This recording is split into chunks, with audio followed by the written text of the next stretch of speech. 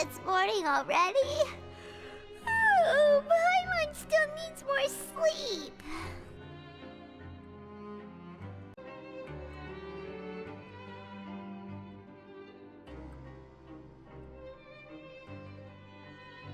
Huh? Wait, look over there! Isn't that... It's one of Linny's cards! Let Paimon see what's written on it! Maybe you haven't heard, but today is the monthly free day. Everyone has the day off today, which makes it the perfect time to do some investigating. It's been a while since we last talked. Have you been making any progress lately? Let's meet at our usual spot in the factory area before lunchtime. I have new information. Ooh, today's our lucky day. We have the day off.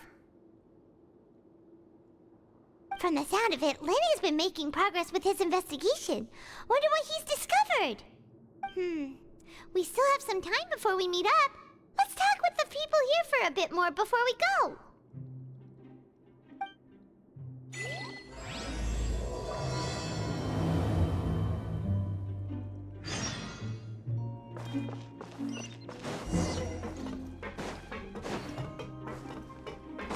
Time to go.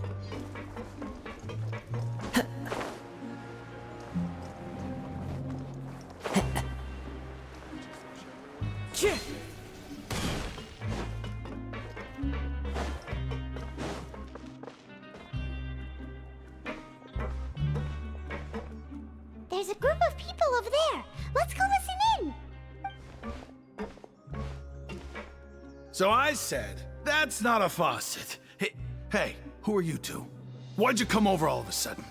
Oh, sorry for eavesdropping. Sounds like you were talking about something private. What's the matter? They're just looking to join in on our fun, that's all. Hey, don't pretend like it's okay for them to just interrupt us like that. Fine. You're lucky we don't mind extroverts that much. You hear that, Quisto? What nice! Your expressions tell me you're looking to hear some juicy info, am I right? But before that, it just so happens that I know you two. Really? Are we that famous? You're kidding. How often does anyone get a personal tour led by His Grace himself? Practically everyone was talking about it. Word has it that you also caused quite the kerfuffle. A little mistake, huh? I like the way you put it. You see, people with a good attitude can join our group anytime, unlike some of the others here. Your group? I'm Quisto, and this is Lavaroon. People usually call us the Bombshell Bros, but don't worry, we're not playing with bombs or anything. It's just that our information is always so explosive, and we blow minds on the regular. So, you two really like to gossip? Whew, you sure know how to embellish. No, you don't get it. Knowing intelligence will make things better for you here. For example, knowing who's working with whom, who has the latest rumors, who's not getting along. Wouldn't you like to know all that? Whoa, all this info's worth something, you know? You should prove you're worthy of it. I don't mind him. Quisto's always this way. Just play nice and say something to massage his ego. The welfare meals. Talk about the welfare meals. Right! That meal we had yesterday was super delicious. Paimon can still taste it whenever she closes her eyes. Is that so? To tell you the truth, I've been helping out with making those welfare meals. I've been working as a kitchen assistant for about a month and a half now. Oh, so you're the one who made those delicious steaks. Amazing! You could be a professional chef. You are correct. I am a true professional. In fact, I even went to culinary school. But enough about that. Since you like my cooking, I guess that means we share similar tastes. Listen carefully. This little bombshell will help you learn what's really going on here in the fortress.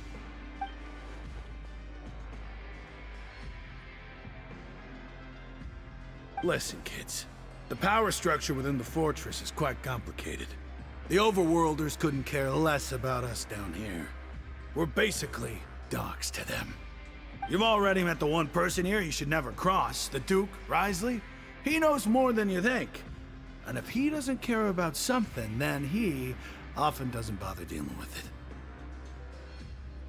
Those who have the Duke's attention get all kinds of special perks, even better treatment in the infirmary. I know who you mean. It's that Jurier character, right? I don't think there's anything useful about him at all. Why does he visit the infirmary practically every day? Is it normal for anyone to be going in and out of there so often? If you ask me, he's just faking it to get out of work. But did you know that Jurier was a talented researcher from the Fontaine Research Institute before he came here? There's no denying that.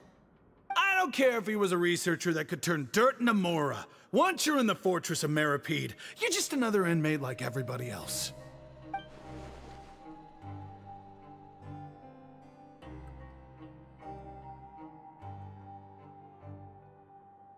Speaking of which, the last time I saw him, he was passing by in the corridor with Lorvine.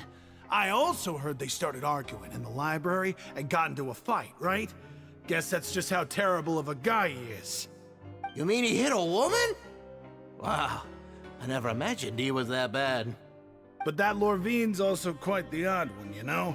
She's always gabbing away, got into a fight with a man, and she also got sent to the infirmary. Come to think of it, I always see her going to the sick bay every couple of days, too. Huh. Wait a second. You don't think? Do you think could it be that they're secretly meeting there to go on dates? But it's really hard to imagine. After all, I do remember seeing Lorvine beat Jurier to a pulp that one time. And we might be overthinking things.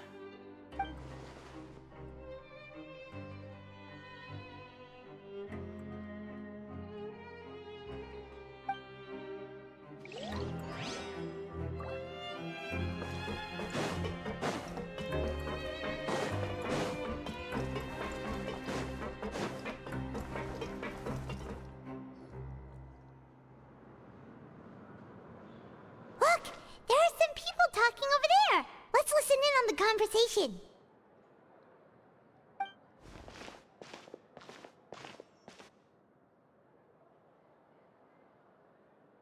If you ask me, those pompous parasites on the surface act like they're all a bunch of aristocrats. Do any of them give half a hoot about a bunch of dogs like us? Hey, speak for yourself, mate. I'm no dog. Oh, you think you're special or something? If you're here, then you're just a convict like the rest of us. I've heard that even if you're released after serving your sentence, going back to life on the surface ain't any better. Once a criminal, always a criminal. We're marked for life. I don't buy that. Hey, how cool would it be if the whole world was destroyed by a giant flood and everyone had to start over from nothing? What kind of filthy bilgewater are you spewing? I have family up there. You best shut your sewer hole with talk like that. Listen, things ain't so great on the surface, but who says that you have to leave? I've heard that you can still stay here and work even after you've served your sentence. Not bad if you ask me. Who wants to live in the ruddy overworld anyway? And what makes you think they want to hire someone like you? It's one of the great mysteries of the universe, how someone as useless as you is so confident. Whoa. Sounds like they're really unhappy about the overworld. Speaking of which, Paimon never heard anyone use the words overworld or underworld when we were living up there. Is it only something the inmates down here say? That's true.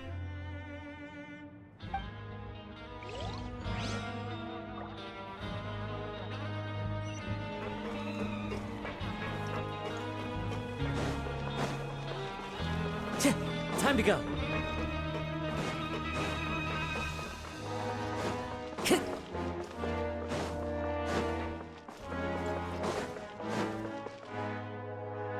Hey, you over there? Yeah, you. Say, do you like playing card games? You know, like Genius Invocation TCG? You TCG players are like mint in the wild, literally sprouting up everywhere. Hey, come on now. What's wrong with finding fellow Invocation aficionados? Anyway, care to join me for a game? All right. No pressure. But why would you be looking for people to play Genius Invocation in a place like this? Don't people usually come here to fight? Whether you're throwing down cards or throwing punches, it's all a competition, isn't it? It's all the same in my eyes. There are lots of card players here in the fortress. When I saw you, I immediately thought, hey, even outsiders from other nations play cards. So I came over to say hi. Sure. Great! Since you've been here longer than us, you need to flex your seniority a little bit, right? Maybe you could start by telling us newcomers some stories about this place. I thought you would have already heard everything by now. All right, then. Did you have anything specific in mind? Or do you want me to just pick a topic? Why don't you pick? We'll let you know if we've heard it already. All right. Have you heard any strange rumors since you've arrived? Then, did you know that there are some people who are always gossiping over in the corner?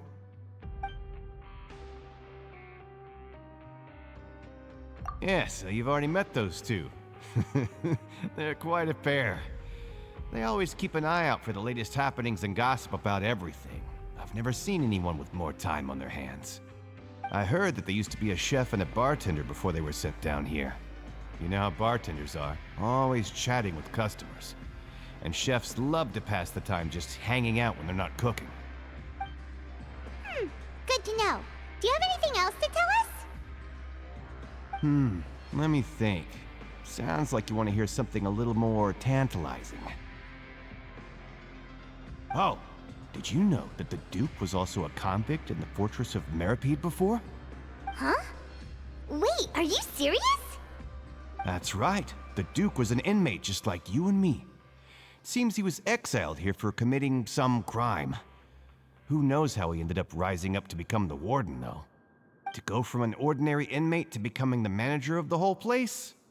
I'm not gonna lie, I kinda respect that. A forbidden zone? Sounds like something that someone just made up. I've never heard of that. Where did you— It's just a rumor we've been hearing, but no worries if you've never heard of it. Do you have anything else you can tell us? Anything else? Not that I can think of, but I'll be sure to tell you anything interesting I hear next time. You'll have to play a game of Genius Invocation with me first, though. Okay, we've talked to just about everyone, and it's about time for us to go meet Linny. According to the card he left us, we should go meet him in the production zone.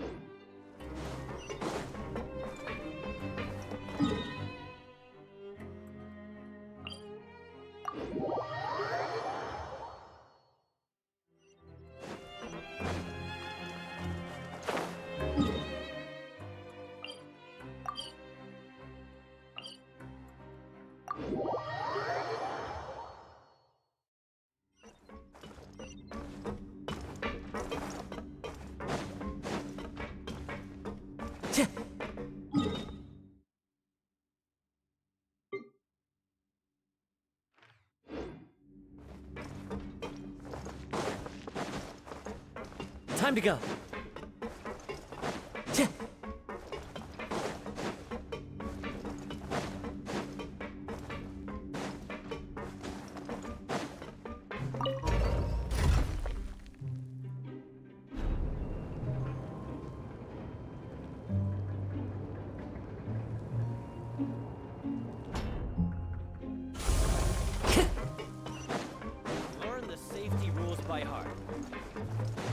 time to go.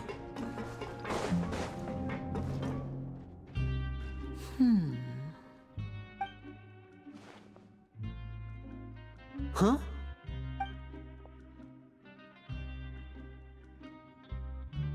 That look in your eyes. You found something? Hey, this is no time to be modest. Just tell him we found a boatload of information. Oh, as expected of the legendary duo, you have my full and undivided attention. Huh. I'd have never guessed that myself. The rumors swirling about this place are unreliable after all, and Master Child probably went missing because he found a way out. He is a harbinger after all. I suppose he's much more resourceful than I initially gave him credit for. Unfortunately, this isn't enough for our final report to Father. We need to find out Master Child's exact whereabouts. Father told me that even though Master Child said he was just coming to Fontaine for a vacation, he actually had some personal reasons.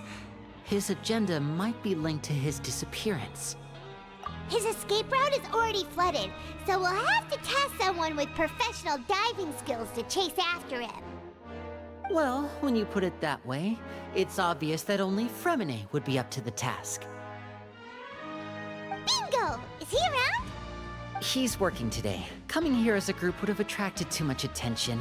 I'll talk to him about it later. It's the least I can do.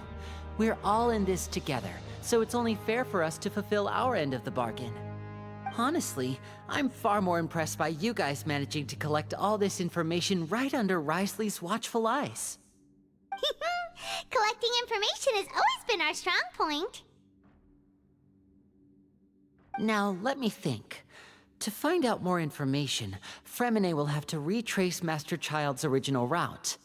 And if he's to do that, he'll have to set out on the next pipe cleaning day at the earliest. That's 6 days from now. And after that, he'll probably take another 2 or 3 days to return. You can even estimate how long it'll take for him to get back? We've been working together for a long time. We know each other's capabilities like the backs of our hands. Traveler, what say you to meeting here 9 days from now? We'll be able to pick up Furina while we're at it, too. Oh, and there's just one last thing we'd like your help with. Though we can just sit back and wait for Furina's report on Master Child's whereabouts, we still need to make more progress on the investigation of the Forbidden Zone. Furina's no master of disguise. Lynette's still working on getting intel from the other areas, and I'll need to spend some time helping Furina prepare for his diving mission. So, you are the only ones we can count on. What do you want us to do? Will it be hard? Well, I won't call it easy per se, but I think you'll be able to pull it off. Listen carefully. You'll need to find an excuse to get into the infirmary and investigate the room and environs. You've mentioned several sketchy-looking people always meeting at the infirmary earlier, so it probably has something to do with the secret we're hoping to uncover. You've already met the head nurse, so she'll be less suspicious of you. Investigate the internal structure of the infirmary and any active dealings within, and pass those on to me alongside anything else you're able to discover. But also, there's no need to take risks. Don't forget, safety always comes first. No, when it comes to intelligence gathering, I'd never consider you to be an amateur. Didn't you say it yourself? It's always been your strong suit. I'll believe anything as long as it comes from you. So, please prove your prowess to me once again. All right, then we'll head out as soon as we finish our prep. Let's go our separate ways for now then. Don't forget, we meet here again in 9 days. Stay safe.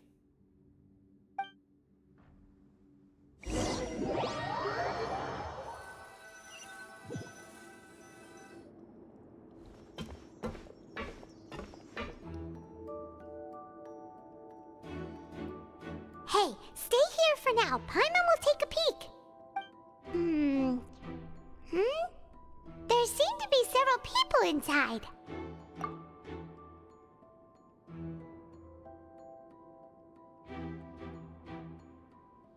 Right. I feel like this... It's not impossible.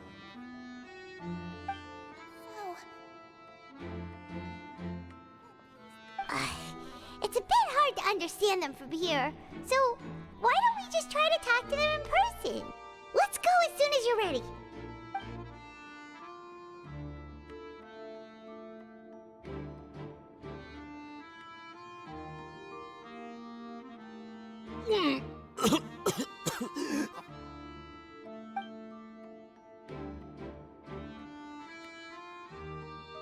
Someone, please help!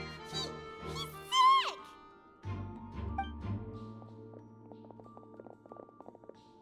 Whoa, are you okay? Oh my! What's wrong, little one? There's no need to panic. Take a deep breath before you begin. The traveler started complaining of a stomachache, and then nausea, and then collapsed onto the ground. Paimon doesn't know what to do! Freezing limbs, twitching fingers, and pale complexion? Could it be poison?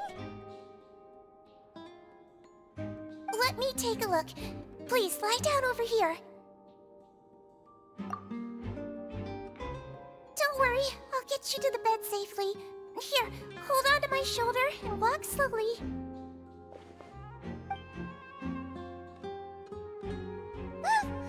You can do it, Traveler!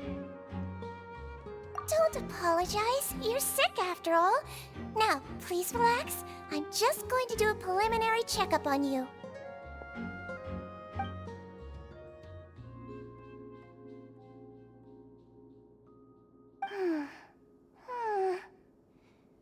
I see now.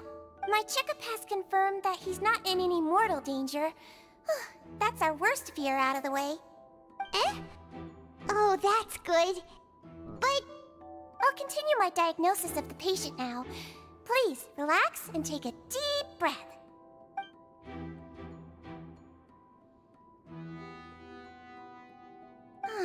Don't sense serious damage to your organs either. Does it hurt when I press here? And here? Huh? But based on my initial checkup, there shouldn't be a problem here. How strange.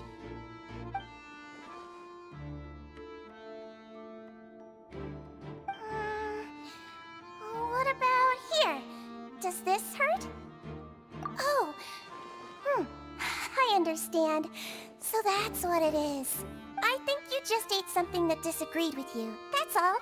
Nothing too serious. Outside of a pretty bad stomachache when it decides to act up. So that's what it is. Thank goodness it's not anything more serious. And there have been other inmates complaining about the food recently. I'll inform our head chef, Mr. Woolsey, of this problem as soon as possible. Congratulations! The health risk is incredibly low, so you should recover within a couple days. Why don't you take a rest here while I go get some medicine for you? Miss Levine, I'll have to trouble you to help me look after this new patient while I'm gone. Very well. And she hopped away just like that.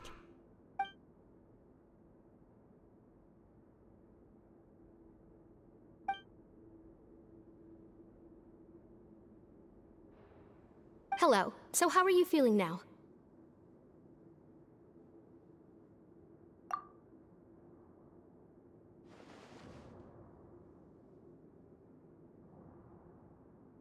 His stomach ache's really bad. He was stumbling about the whole way here, so Paimon's really worried. If Miss Sijuin says it's not a serious problem, then there's no need to worry. She's the best medic we've got down here. But it also looks like she's the only medic you've got down here. Well, that's true. What do you mean, that's true? That's really misrepresenting the situation. Of course I can't speak for the whole fortress, but it's not like everyone imprisoned here is useless, you know? Though they may have committed crimes and gotten locked up here as a result, they still know a thing or two about medicine, and they help Miss Sijuin take care of the sick and injured. Yeah, you're right. But did you have to lecture me about it in front of another patient? Aren't you a patient too? Where did all your energy come from? That's correct. Sorry, I got a bit ahead of myself. Are you two also sick? We've been sick a while. I come back every once in a while for checkups, and to pick up the medicines Miss Sijuin prescribes for us. That's just the nature of chronic illnesses. As for her, you could say she fancies herself as Miss Sijuin's capable helper because she learned a bit of medical knowledge ages ago. Please watch your mouth, Mr. Jurier. Don't forget that you are the primary reason I have frequent heart palpitations. Hey, don't start arguing now! Please, keep it civil at least!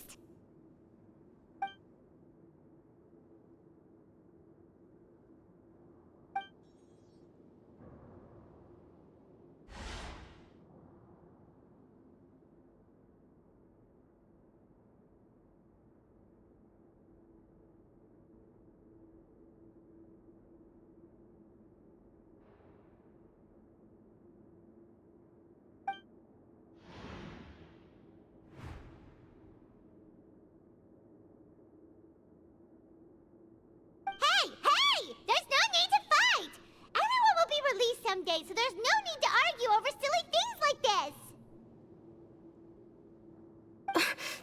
But... Release. It's way too early for us to even think about that.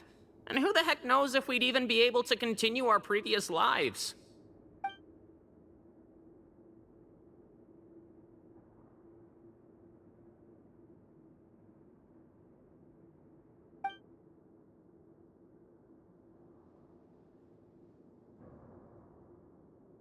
Please allow me to end this boring and useless conversation. Oh, and Mr. Jurier, I don't want to see your face here again anytime soon. And same to you, Miss Lorvine. Anyway, that was more than enough rest for me, so I'm going to get out of this excessively noisy place. See you later, everyone. He just slowly walked off like that? That's just what he's like. I'm sorry you had to see all of that. I'm Lorvine, and that's... Well, his name is Jurier, but I hope you'll never have cause to remember his name. You really can't stand him, huh? I mean, can you blame me? Who would like someone who's as arrogant and obsessed with weird research topics as he is? But there's no need to keep dwelling on him. I'll accompany you two for a while. Miss Sijuin should be back soon, and I'm sure you'll feel better as soon as you've had some of her medicine. No, it's nothing. I'm back! Did you rest like you promised? Thank you for getting our medicine, Miss Sijuin. Did you all cooperate with your bed rest? I trust that nobody got up to walk around. Good. Here, this should be 2 days' worth of medicine for you. Take 1 pill now, and then continue your bed rest.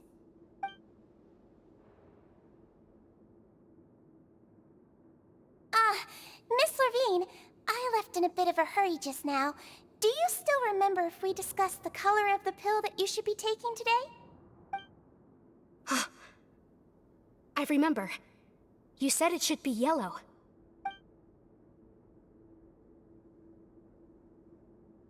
Yellow, huh? I understand.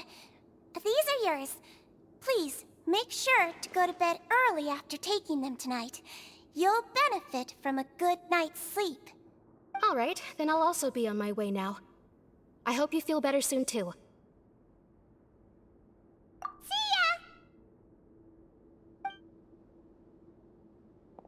I'm going to fill out your medical record now. You're widely known as the Traveler, right? I just want to double-check a few details, if that's all right with you. Those two made quite the commotion just now, so why don't we let the Traveler rest? Paimon can answer the questions instead. So his primary symptoms are abdominal pain with secondary symptoms of nausea. Is there anything else? That's it. All right then. Is there anything we should know besides to take the meds? No, his base constitution is quite good, so I'm sure he'll recover quite quickly after taking the medicine. Please, make sure to stick to bland or less stimulating foods, and don't stay up too late at night. Got it! Paimon will hold the Traveler to that for sure.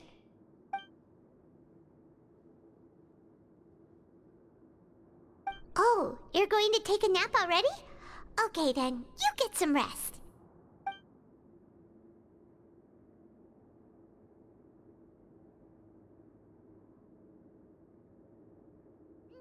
We've been to lots of places together. He may look a bit under the weather now, but he's actually super strong. So you're the best of companions. Well, don't worry. He'll recover soon.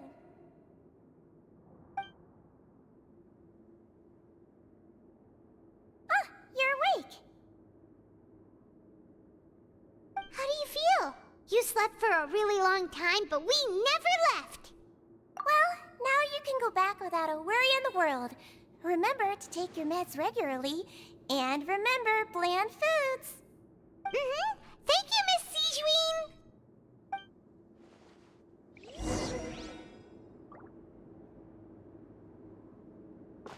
Seems like a lot of people have been coming down with an upset stomach lately. I'll need to address that.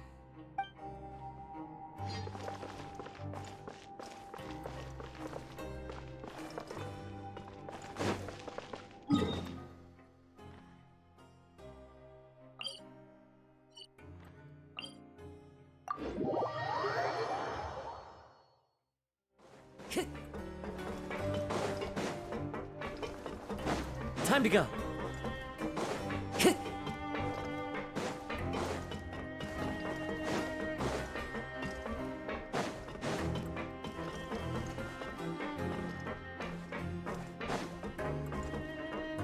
Time to go. You really are something. To be able to fall asleep like that and even sleep talk the entire time, you scared Paimon half to death! No, but you kept mumbling things along the lines of, Pyron, don't take my grilled fish, and put down the Adeptus Temptation now! Paimon talked with Sijween the entire time you were asleep. She seems like she's just a sincere nurse, and Paimon didn't notice anything unusual in the room. Are you sure we're not going off track with the infirmary?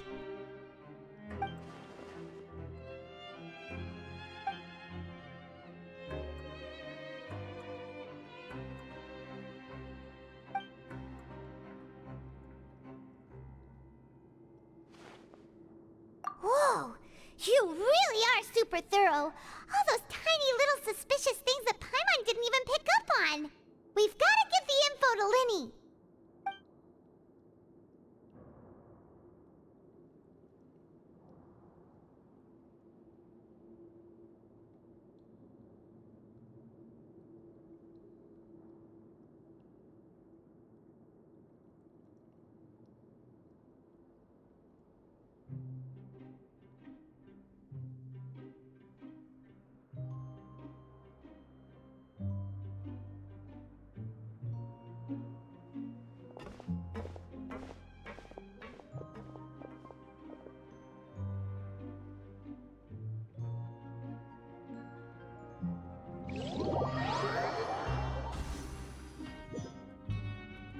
Today's the day! Let's go meet up with Linny!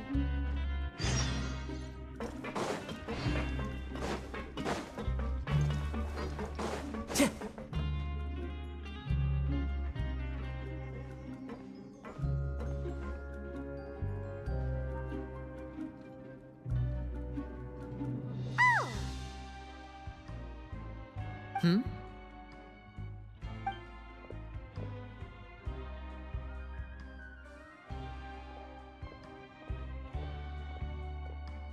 Did you two run into any trouble over the past few days? No, we just worked our shifts according to the schedule. Nothing weird happened. That's good. That means you didn't raise any suspicions when you infiltrated the infirmary. We've taken a look at the slip you've sent. Fremine successfully left the grounds via the pipes 2 days ago, and as of last night, Lynette has also infiltrated the infirmary after faking an illness. Wait, why is she getting involved as well? You already went above and beyond when you scoped out the infirmary. To put it more bluntly, even if we were to view that as something you did in exchange for Fremine's help, you've already done more than enough. Infiltrating a guarded stronghold is a different kind of job from a one-off investigation. We want to avoid using the same faces over and over and reduce the amount of suspicion that will fall on any given person. Lynette also felt like you have already taken the first step for us, so she should be the one to finish the job. So that's what Lynette thinks. Oh, Paimon hopes everything's going well for her. Perhaps that's true. You're both very good people, and we've come to appreciate that more than anyone else. Unfortunately, there's still one thing that could get between us, lest you've forgotten. The matter of our respective loyalties. You've mentioned before that you've had some run-ins with the Fatui. I can understand that feeling, so I assume you're just helping us out of the kindness of your hearts? Well, everyone could use some more friends. We'll be counting on you to help us in the future, too.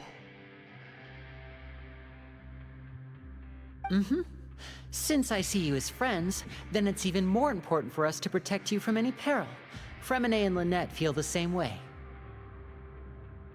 Glad to hear it. Then, let's go check on Lynette before Fremine returns. If everything went well, then she should be wrapping up her investigation right about now. Is now really a good time to go over?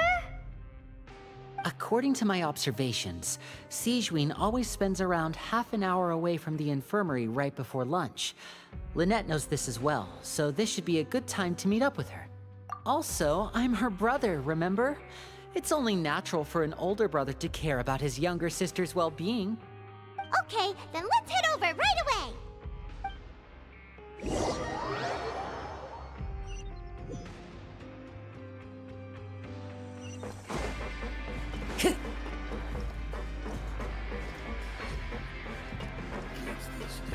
Time to go.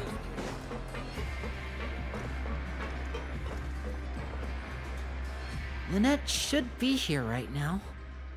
Huh. Strange. Lynette? As expected, Sigewinne isn't here, but why isn't Lynette here? No, Lynette rarely deviates from the plan. We agreed that if she were to make changes on the fly, she'd find a way to let me know. Unless... Let's see if there are any clues around here. We can look while we wait for her.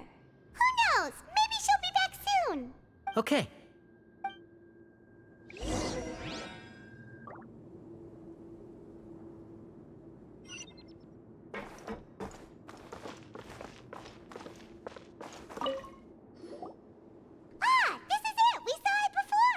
Wait, this thing? It doesn't look like it's been disguised that well. The space behind it is empty. From its size, I don't think it's an entrance that is meant to be taken apart. There's probably a mechanism around here somewhere. Could Lynette have tried to get inside? But if that's the case, she would have contacted me for sure. Let's look around here for some more clues. Don't panic, just take another look.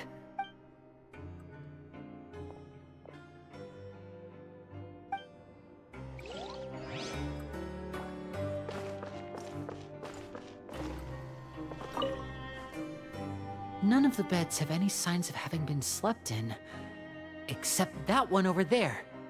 That's the one Lynette must have used, right? You said she was pretending to be sick. She would have said her migraine was having a particularly bad flare-up. Generally speaking, the head nurse would then ask her to lie down and rest while she left to retrieve the medication. Which means either the head nurse didn't return the entire time from when Lynette laid down up until she left the bed, or the nurse intentionally left it this way.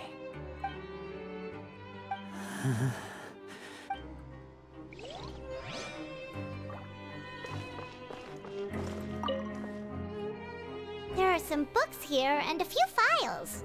They all look like medical records. Advanced nursing, how to raise the spirit of your patients, a quick guide to the psychology of emotions, and the meaning of laughter. These sure are some interesting books. Who knew Sigewinne would be interested in these kinds of things? She even has books on understanding people's motivations and feelings. Is it because she's a Melusine? Or does she have a need to understand her patient's emotional state? Seems quite normal to me. These are skills that would come in handy for a nurse from time to time.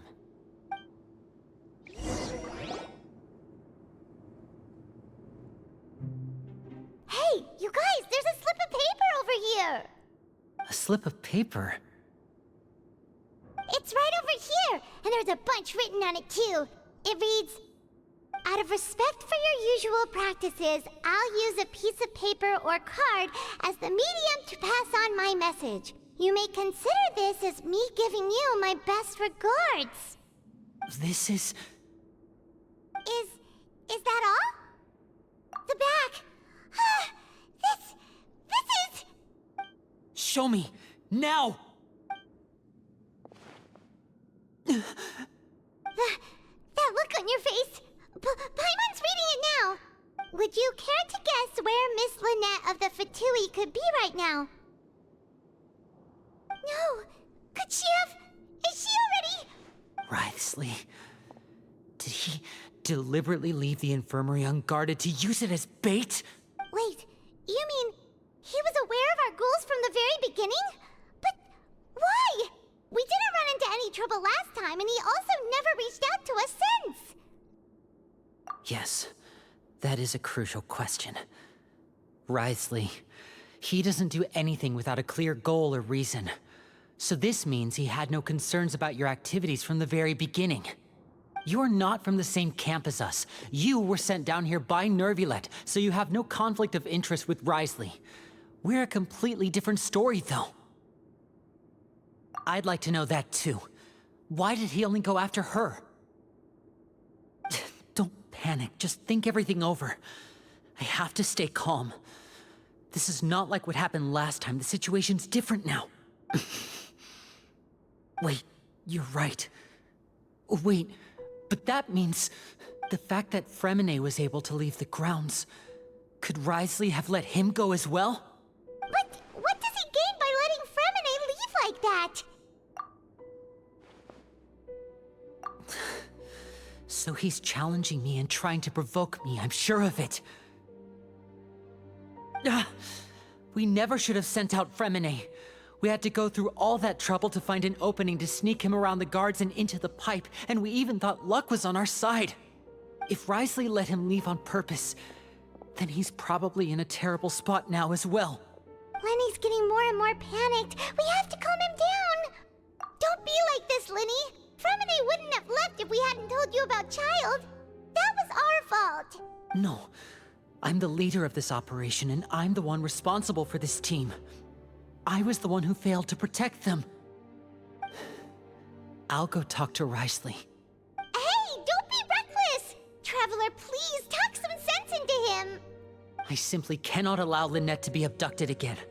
I have to go. I'll find a way to get them back! He's rushed out the door! After him!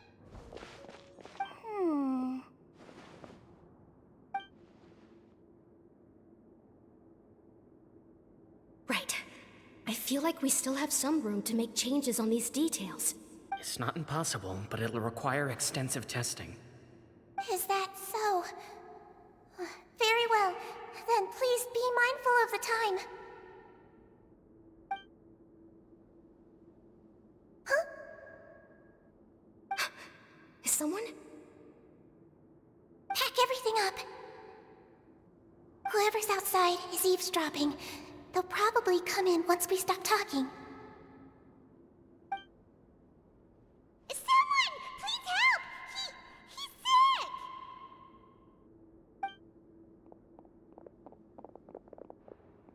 Whoa, are you okay? These two. As expected, they've already found this place. Oh, they are quite sharp. What a delightful turn of events. I like smart people, but I also like playing dumb. I like the feeling of being trusted. Oh my! What's wrong, little one? There's no need to panic. Take a deep breath before you begin. Being able to read human expressions is quite the useful skill. Lenny! Wait! It's no use. We have to catch up to him.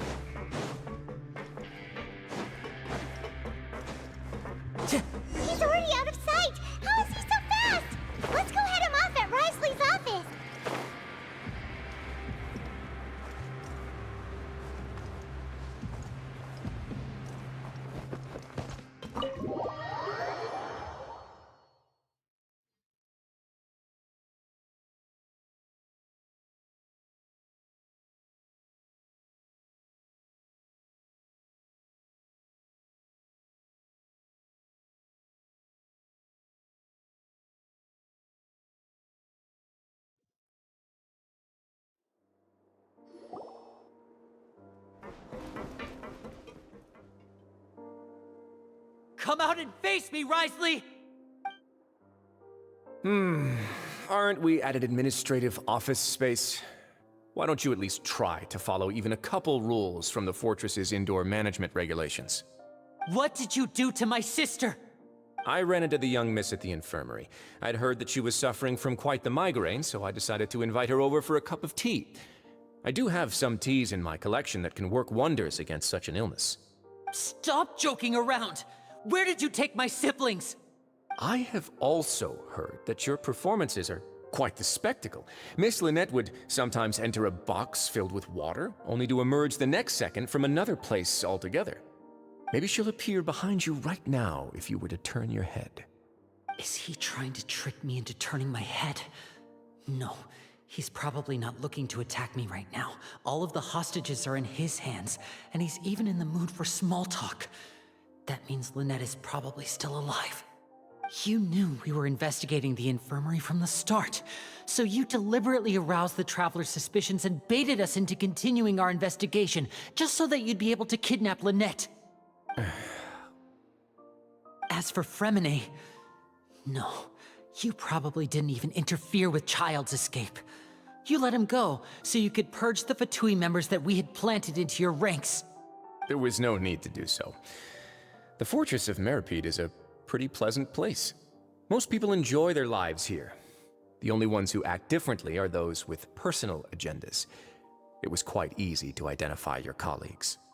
You removed our original members and spread the news of Child's escape so Father would assign our team to come down and investigate. Fremine has also fallen into your hands, right? If you're oh so omnipotent and so in control, why would you need hostages? One correction. Lynette is in my hands right now, but Fremine is not. He's not? What do you really want? Lenny! Oh, wonderful. Everyone is here, so I'll only need to say this once. Thank you so much for cooperating with me. Eager and to the point, I see. Alas, only Miss Lynette is currently having a cup of the fortress's finest tea.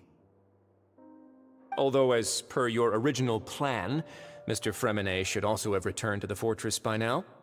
But he has neither shown up within my gates, nor has he been taken into any kind of custody. So where do you think he may be right now?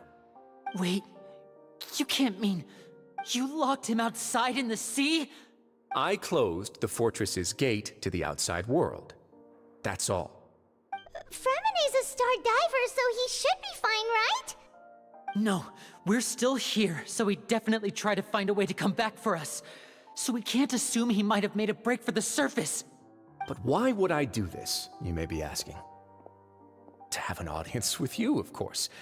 My intel tells me that Mr. Linney is a great magician, so it's only natural for me to want to have some cards of my own when it comes to negotiating.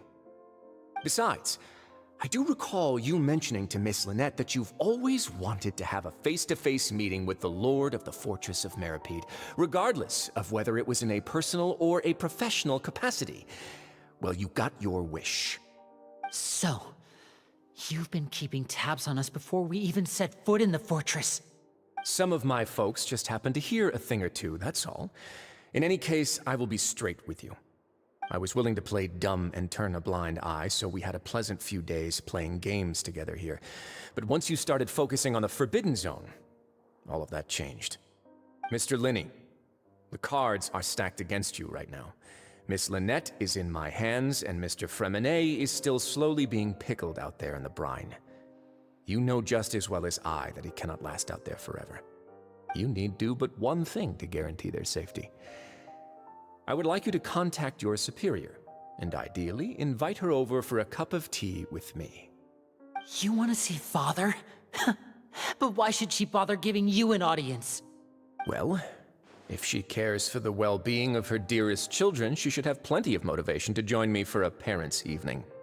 I've heard that the bonds between the members of the House of the Hearth are like the bonds of family. I don't see why she would refuse. Why did you think Father sent us to handle the Fortress of Meripede? This place is basically a no-man's land. It wouldn't be fitting for anyone as important as a harbinger like Father to come here in person. Oh, I see. So it's because she doesn't care for my place here. That's such a shame. After all, I've amassed quite the tea collection. I was looking forward to sharing it with her. Both Monsieur Neuvillette and Lady Furina have already received many samples as gifts. Was this the extent of your master plan to get to Father? No matter how much pressure you may put on me, I won't allow you to use us to blackmail her. You people really are difficult to get along with. All I'm asking for is a face-to-face conversation. Does she truly have no interest in the fortress's secret? Mr. Linney, you have one last chance to invite your father here. If you refuse... Linny!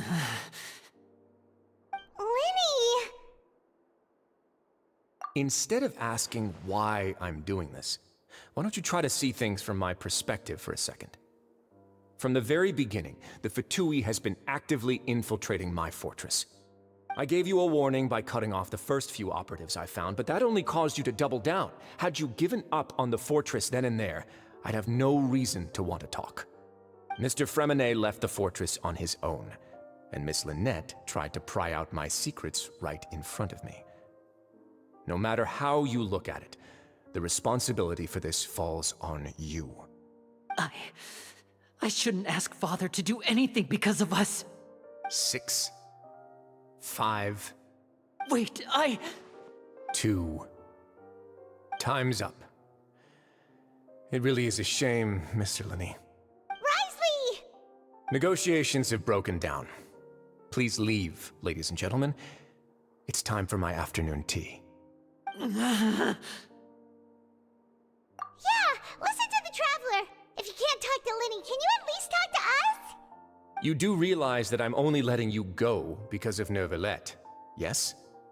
You're here helping him out, and I've already done my best to stay out of your way. But that doesn't mean you can just do whatever you want. The fortress may be small and remote, but it still has its own set of laws. Then how about this? Those who are capable deserve respect. You've spent quite some time investigating my home turf by now, so why don't you tell me a thing or two about what you found, I'll ask you 3 questions. Answer all of them correctly, and I'll agree to your request. Question 1. Regarding the hidden rules of the production zone, what is the truth behind the one about not being allowed to work for 3 days in a row?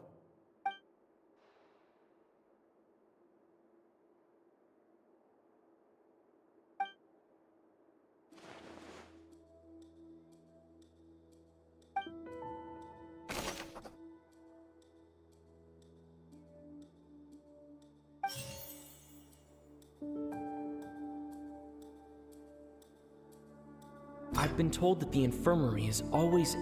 The Fonta promoter has been... We often see Miss Sigewinne.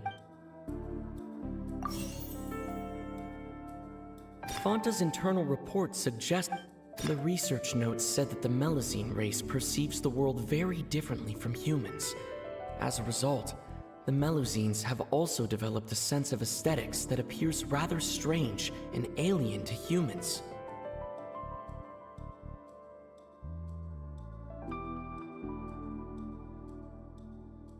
According to Collins, Fonta's internal reports, we often see Miss Sigewinne observing the Fonta promoter has been struggling because he doesn't recognize the... I've been told that the infirmary is always empty for the half hour. The Fonta promoter has been struggling because he doesn't recognize the real...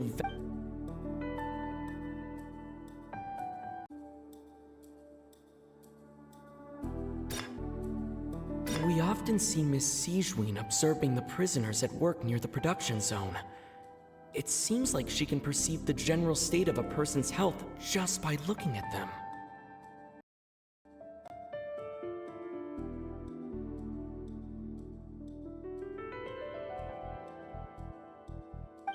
According to Collins, the Pancration tournament only took place because the Fonta company... The research notes said that the Melusine race perceives the world very different. Fonta's internal reports suggest that they're starting a new trial of an unnamed and unpackaged product. We often see Miss Sigewin observing the prisoners at work near the productions. The Fonta promoter has been struggling because he doesn't recognize the real value of coupons. Meanwhile, I've been told that the infirmary is always empty for the half hour just before lunch. But what could Sigewin be...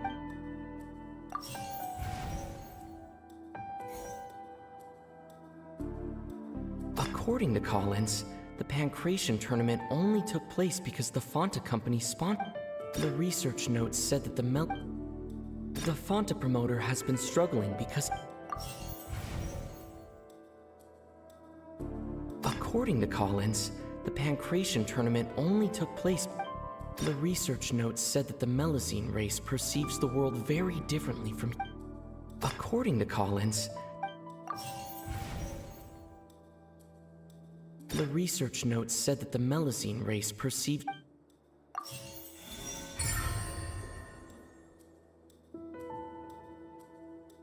Ah, so that's what's going on. Paimon understands it now. Who would have guessed? The hidden rule of the production zone. People are not supposed to work 3 days in a row, and if they do, they'll get strange meat in their welfare meal. At first we thought this strange meat must have something to do with the people who disappeared, but in reality, they were all prepared by Sigewin, the head nurse. She often visits the production zone to observe the workers' health and makes a note of anyone who has worn themselves out after 3 full days of work. Out of her sense of duty as the head nurse, as well as her genuine concern for the workers' health, Sigewin visits the cafeteria right before lunch and cooks an extra dish for those who can use the stamina boost. Sigewin has only the best intentions with her surprise gift and doesn't want anyone to find out about what she does. However, unfortunately, Melusines as a race perceive the world differently from humans, and their sense of aesthetics is even more alien to us. The recipients of her lovingly prepared special meals cannot taste the care within and usually just freak out. Are we on the right track? Not bad. You've uncovered Sigewin's secret and even guessed her intentions correctly as well. It's nice to know that her efforts have not gone unacknowledged. All right, now for my next question. There are also some hidden rules in the Pancration Ring, including the one that you're not allowed to support both sides of a fight. Why is that?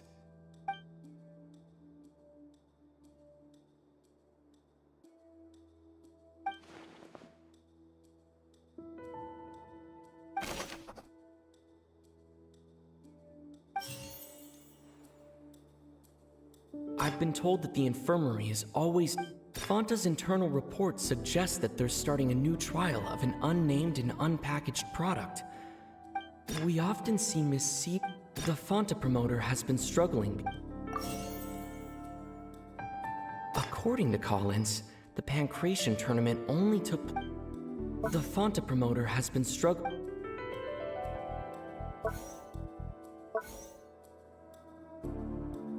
The research notes said that the Melusine rate... The Fonta promoter has been struggling because he doesn't recognize the real value of coupons. Meanwhile, the Duke believes that only...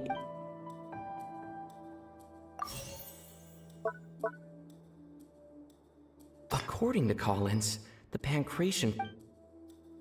The Fonta promoter has been... We often see Miss C...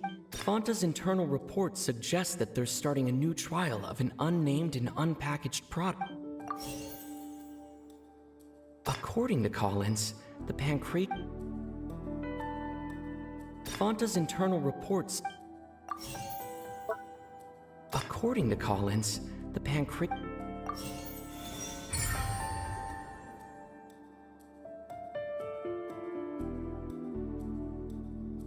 Paimon gets this rule too now, so there really was nothing to be afraid of. That hidden rule of the Pancration Ring is about how, people are not supposed to bet on both boxers at the same time. And if they do, they'll receive a package containing a strange, blood-colored liquid.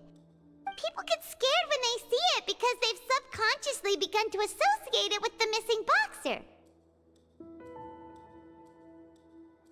But really, it's just a bottle of the latest yet-to-be-named and packaged new Fanta trial product. A blood-red drink. It's no wonder even Fanta's own staff were questioning the company's decision-making. The company, facing backlash from its own staff, decided to try to trial the product on a smaller scale, to see how it might be received by customers. They came to the fortress of Meropide and offered to sponsor the Pancration tournament so they could push their new product. But the Duke completely refused to even entertain the idea. The Duke, knowing how valuable coupons are in the fortress, knew that only total idiots who didn't understand their true value would bother buying a Fanta product here. And so, only those who proved their stupidity by being dumb enough to bet on two opposing sides of the same match were selected to receive the drinks. I acknowledge the effort you've put into bringing the truth of this mystery to light. Although, based on your description, that Fanta promoter is a bit too careless with his words, I may just reconsider my collaboration with the company. All right, and here's the final question. What's the secret behind our head nurse and all of her patients in the infirmary?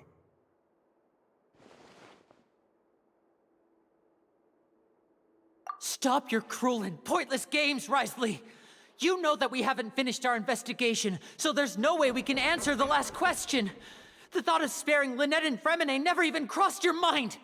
You'll pay for this! Ah! Lenny, are you alright? Oh, close one. I owe you, Sigewinne. That was a fantastic shot. It was nothing, Your Grace. Sigewinne? Though this gun may look like a toy, it's actually fully functional, as I just demonstrated. Sigewinne... Not at all.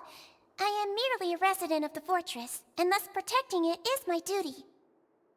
When Monsieur Nervulette asked me to come here, he told me that my job would be to take care of the well-being of everyone here. I am merely discharging my duties. But if you mean what you just said, then isn't Linny someone you should be looking after as well? Isn't he a resident here just like the rest of us? But I really am just doing what Monsieur Nervulette told me to do. Everything I did, I've done to protect them. Had I not, they would be in far more dire straits right now. His Grace knows it too, right? Your Grace? Mind proving my innocence to them? My dear Sigewinne, whatever shall I do with you? Would it have killed you to just wait another minute or two? Well, it's nearly time after all. The way you do things can be truly frustrating sometimes, Your Grace. I figured I should try to talk some sense into you. What are you talking about? What time? Take me if you want. How touching. Can you just give me one more minute? Don't be like that, Your Grace. All right, everyone, calm down. 2 more visitors will be arriving any time now. I'll go get a cup of tea. Miss Sigewinne, I leave Miss Lynette in your care. You... What are you doing? I believe I hear footsteps.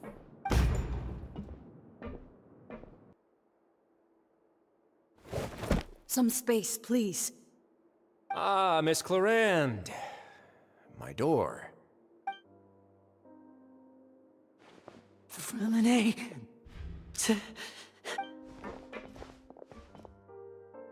What's going on? What is Clarande doing here? Work.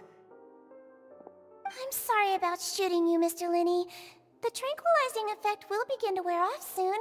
Please take it easy in the meantime, though. What happened to Fremine? Wasn't he diving just outside of the fortress? Why is he looking like this?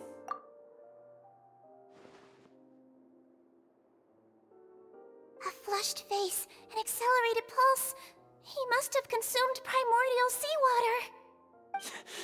What did you say? Please, make some space. I'll need to give Mr. Fremine a more thorough checkup. Your Grace, I'll leave the rest to you. I'll talk to Clarande while you get Fremine to where he needs to be. Everything else can wait.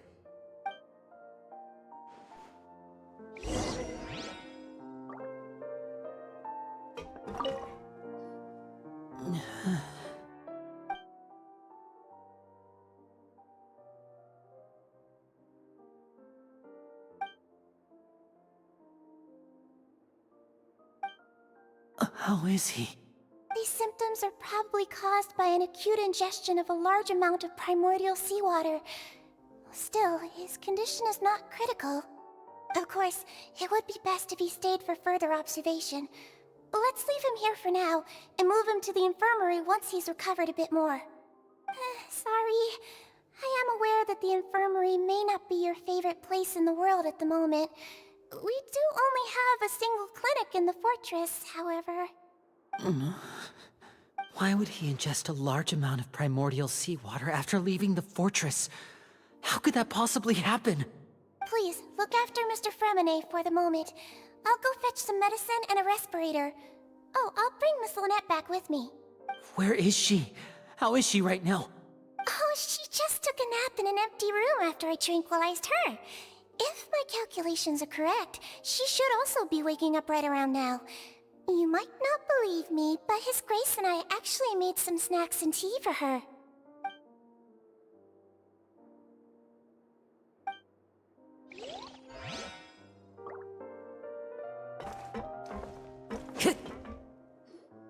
What's that look on your face? I thought I made good time on the way back.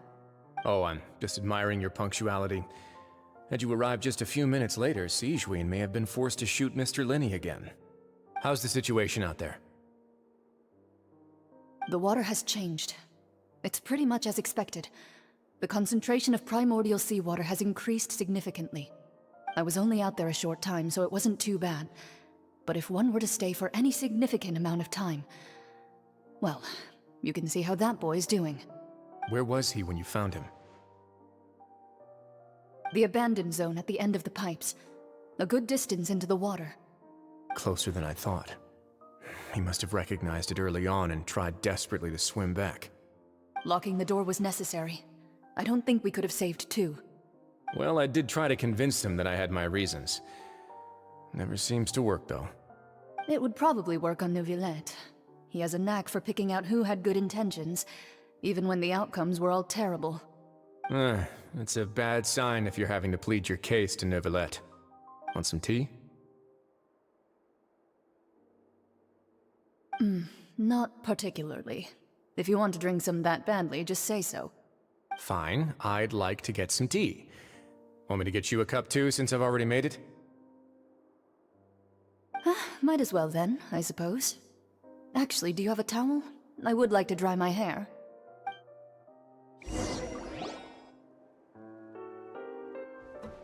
Linny, are you okay? I'll be fine. They're all here now. Don't worry about me. Are you sure? You don't look alright. My hands and feet are still a bit weak, but that's probably just the residual effects of the tranquilizer shot. I'm back, everyone. Lenny! Oh, Traveler, Paimon, you're here too. Fremine? Is he... He'll be fine. But for now, please help me lift him up.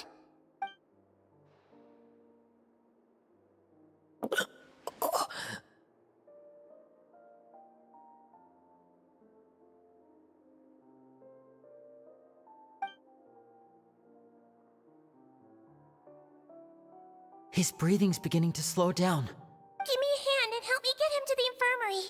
Yeah, I'll take him from this side. Lynette? On it. Traveler, you seem pretty worried about him. Want to come with us? The Duke and Clarande are gone. They probably went to get some tea. The Duke will explain the truth in just a bit. Miss Clarande will need a break, since she only just returned from rescuing Fremine out of the sea.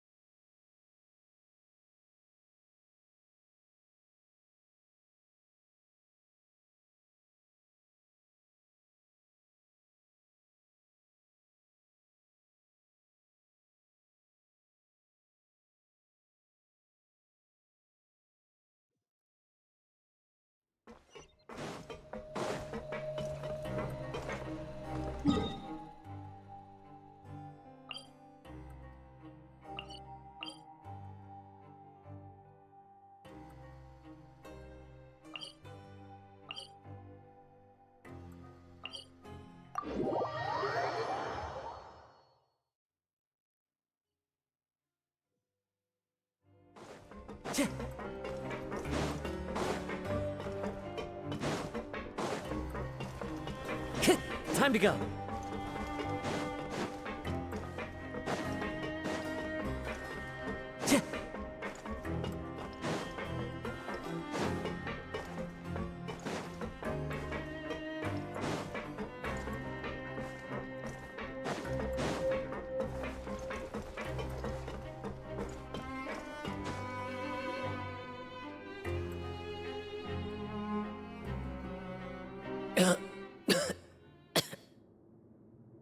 He's awake.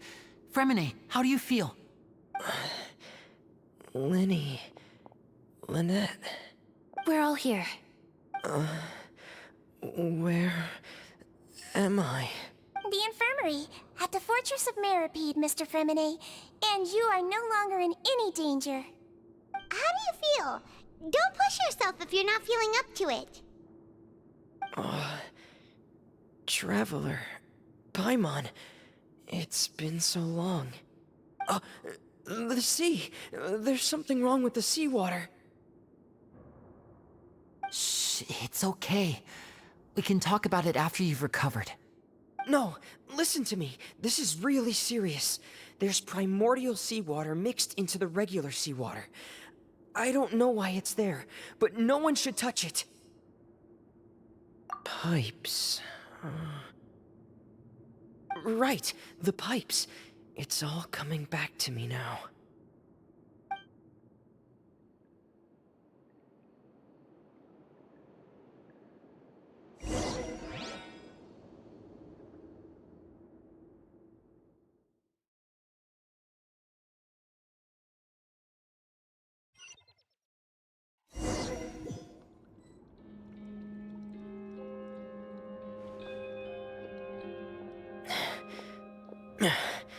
I'm in.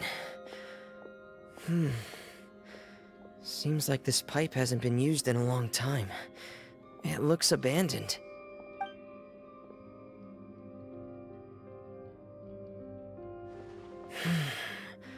Where could Master Child be?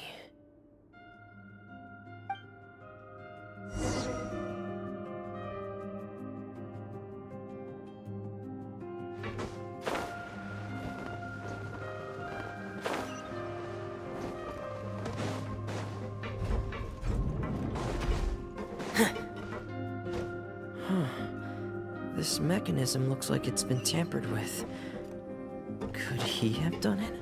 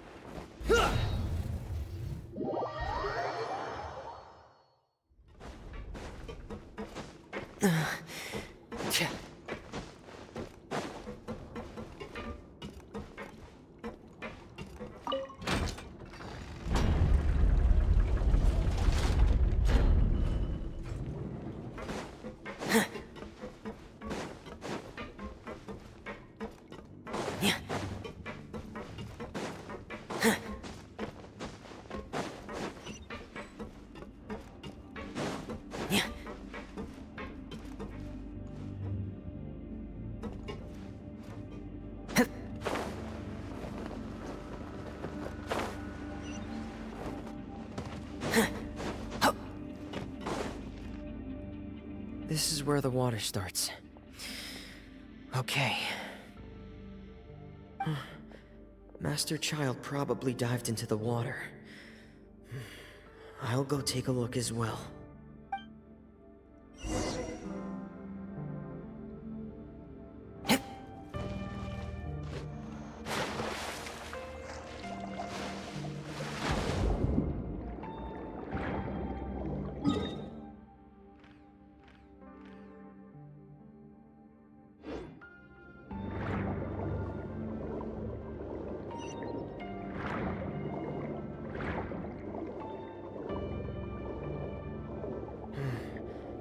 The vegetation here is a bit more sparse. These traces aren't natural. A person must have left them, and recently. I should... there are traces here too. I need to keep going. Huh? The traces are gone. But I don't see where he could have gone from here. Wait. What the...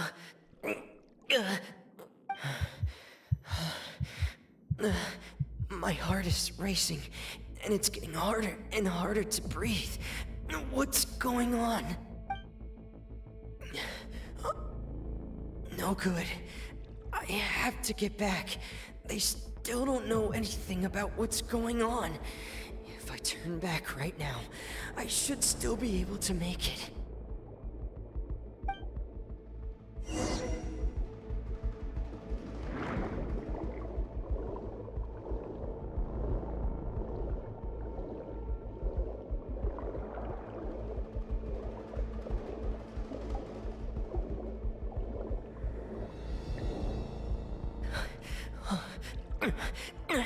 I can't die here.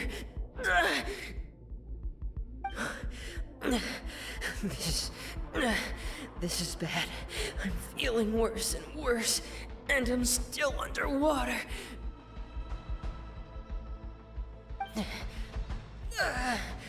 I have to push on.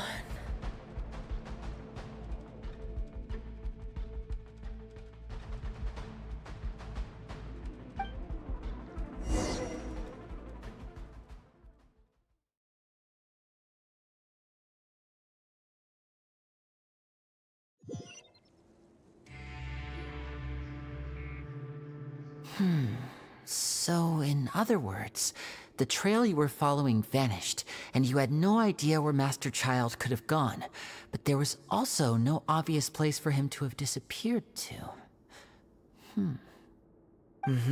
That's right.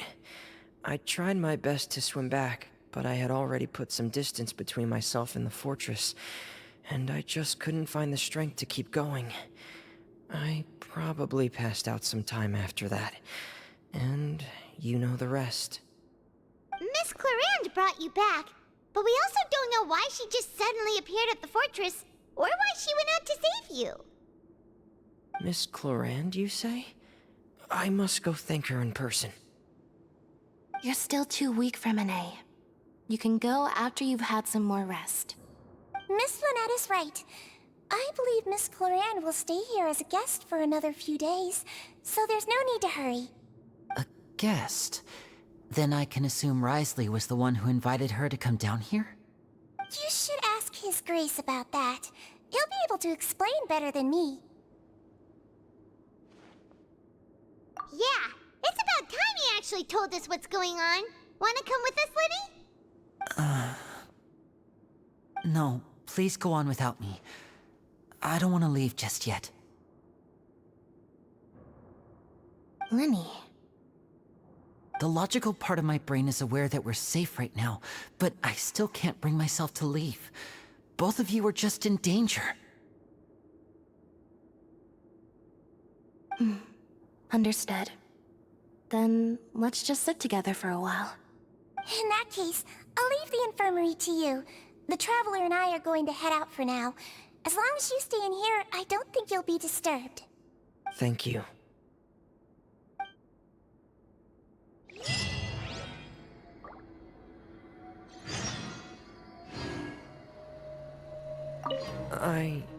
I'm so sorry, Lenny.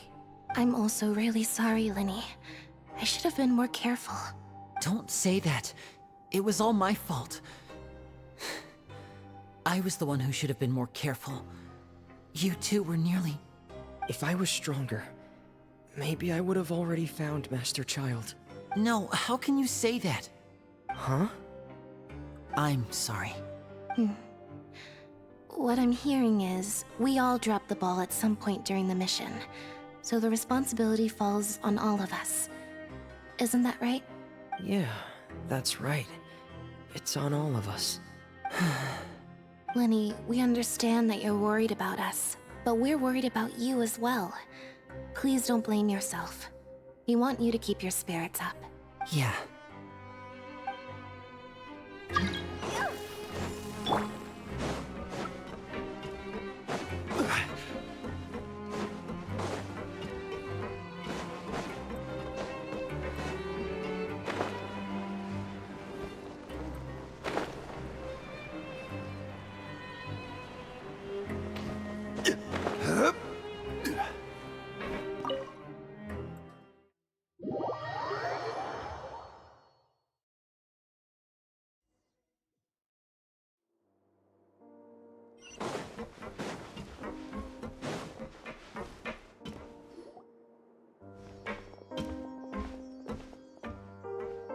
Excuse me?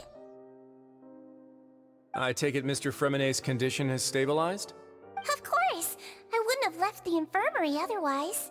I've been expecting those two, but might I inquire as to the purpose of your visit, Miss Sigewinne? I wanted to check up on Miss Cloran. How are you feeling? Mostly fine, I think. If you don't mind, I'd like to perform another quick physical exam. It'll just take a few minutes. All right. Thank you for looking out for me. I'll take my leave for now, then. Well, want to explain yourself, Risley? Of course, but I'm not partial to the word choice of explain. How about enlighten? Where should I begin? How about you start by asking me any questions you have? You can start with whichever one you'd like to get answered the most. Then Paimon will begin. Did you know about Lenny's goals from the very beginning? No. I just knew they were Fatui operatives sent to the fortress by the Knave. As for their specific goals, I only figured those out as you made progress on your investigation. You managed to monitor and stay ahead of them even though you didn't know what they were trying to do? They came here with ulterior motives. I'm quite adept at discerning what that kind of behavior signals. Initially, I thought their goal was just to investigate Child's disappearance. Linny suggested that I had deliberately let him escape, but in truth, I didn't really do anything special to help or hinder him while he was here. Everything he did, from finding helpers to leaving this place, he did on his own. Of course, it's inevitable that the Knave would make a big deal out of her fellow Harbinger's unexplained disappearance. I'm also quite curious about where that Harbinger went, so I figured I might as well let the Fatui do their own investigative work. All I care about is the answer. So you were hoping Lenny's group would just do your work for you! You make it sound like that's a bad thing. Unfortunately, things didn't go as planned. I assume that Fremonet has told you already, the ratio of primordial seawater around the fortress of Meripede is on the rise. The Forbidden Zone has always been Linny's target, and you got roped into that investigation after running into him. I began to intervene out of concern for your safety, and also to prevent the fortress from becoming entangled in more irksome matters. Are the rumors true? That you're also a former criminal? Now, why would you put it like that? Isn't staying here all day and serving as the manager of the fortress a kind of sentence unto itself? Another form of prison? I just happen to have some support from the rest of the inmates. That's all. Oh, right! Paimon wanted to ask, who invited Cloran down here? Me, of course. I paid her good mora to come down to the fortress for some field work. As a champion duelist, Miss Cloran could be considered to be an independent party. I needed to find an exceptionally capable person to help me get through the impending crisis. And saving Fremonet was part of that crisis? You can think of it like that, yes. Credit where credit is due, that boy is quite adept at diving. Had conditions not been as hostile as they were, he probably would have found the missing Harbinger already. That's not something you should be asking after. Neuvillette only asked you to investigate Child's whereabouts. All I need to prove to you is that the Forbidden Zone had nothing to do with the Harbinger's disappearance. That should be clear now that you've spoken to Fremine.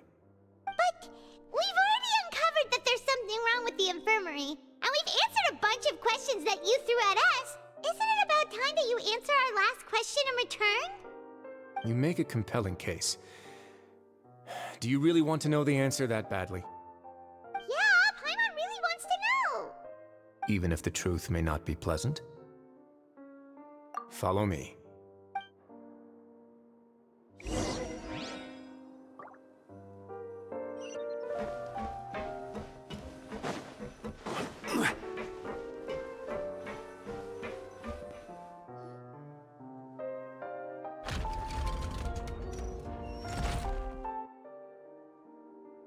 There's a hidden door here?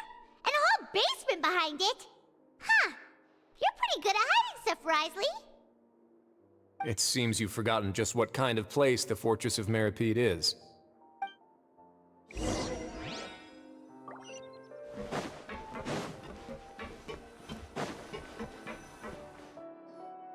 Stand on the central plate. Wait, is there a secret mechanism or... Whoa!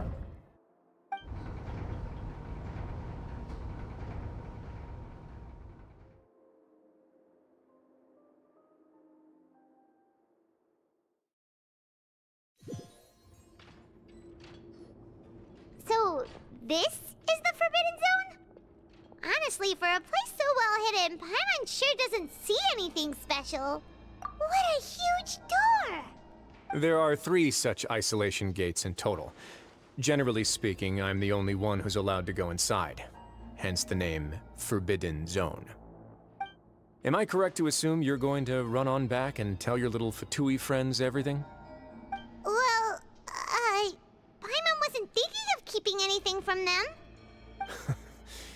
Well, I'd advise you wait until you've seen the whole truth of this place for yourself before deciding whether or not to tell them.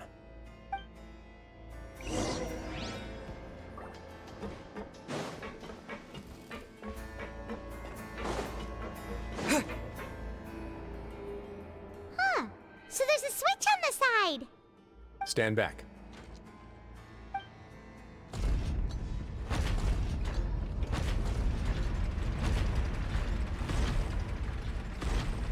Whoa! They all just went up one by one! Go on, have a look.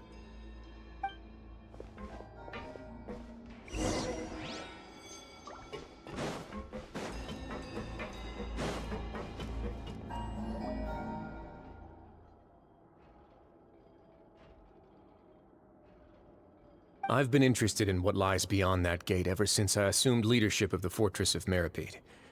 Of course, it would be unwise to recklessly open it, but it'd also be risky and negligent to simply ignore any potential danger that could be behind it. The readings on that dashboard have not budged since the day when I first laid eyes on this place. But over the past year, the needle has crept upwards from its original position, likely because some parameter it's been tracking has changed, if only infinitesimally. Normally, I would have ignored it, but I happened to have some free time when I noticed it, so I investigated. Any guesses what the reading could be tracking? Very reasonable guesses. I've considered both of those as well. Unfortunately, our dashboard is tracking something less ordinary. The temperature should vary with weather and climate changes, so for something that rarely shifts, the water pressure is more likely.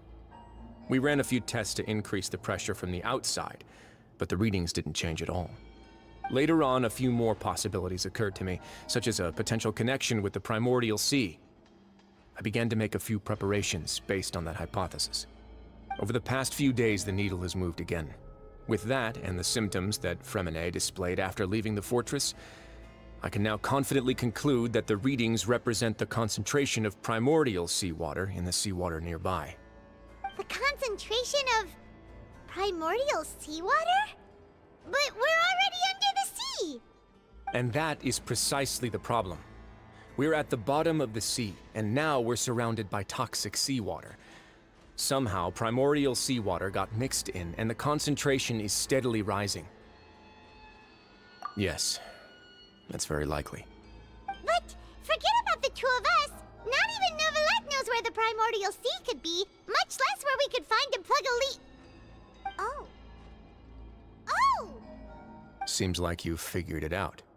I believe the primordial sea lies directly beneath this sluice gate. For some reason, the primordial seawater levels have risen significantly, and it's now very close to us. The indicators are now red. Although the gate still stands, some primordial seawater has already leaked out and mixed into the sea around us. If this continues, soon it will no longer be able to hold back the primordial sea at all.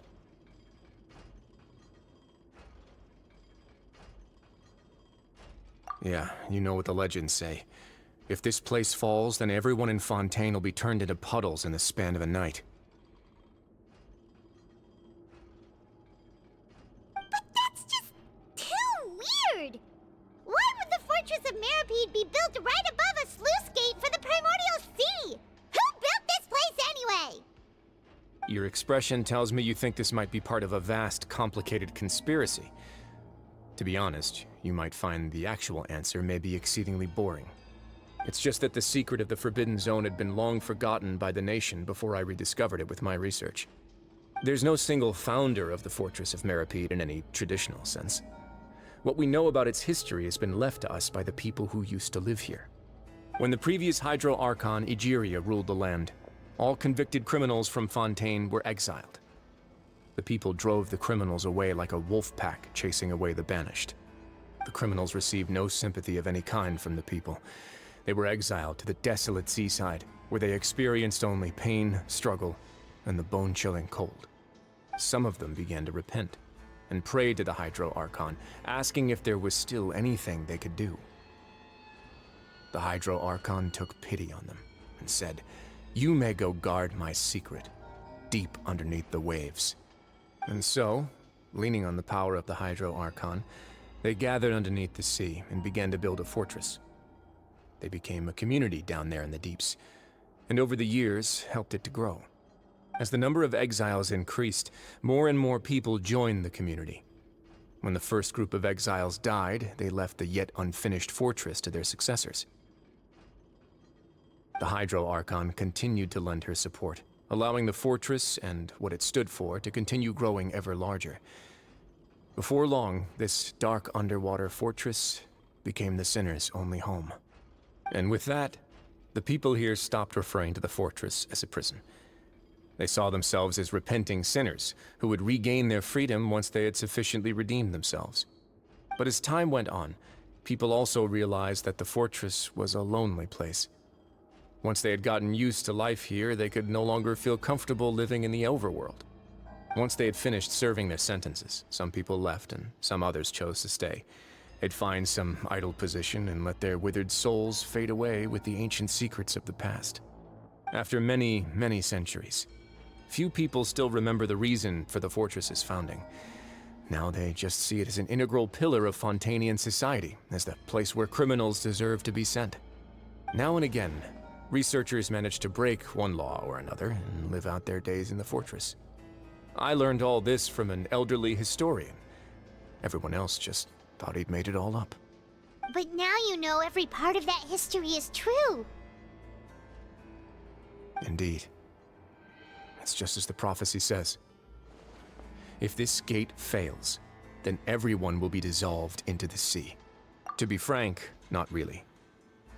But sadly, that hasn't stopped this prophecy from proving all too accurate. Prophecies are troublesome things. Just hearing one will create the first wave of panic.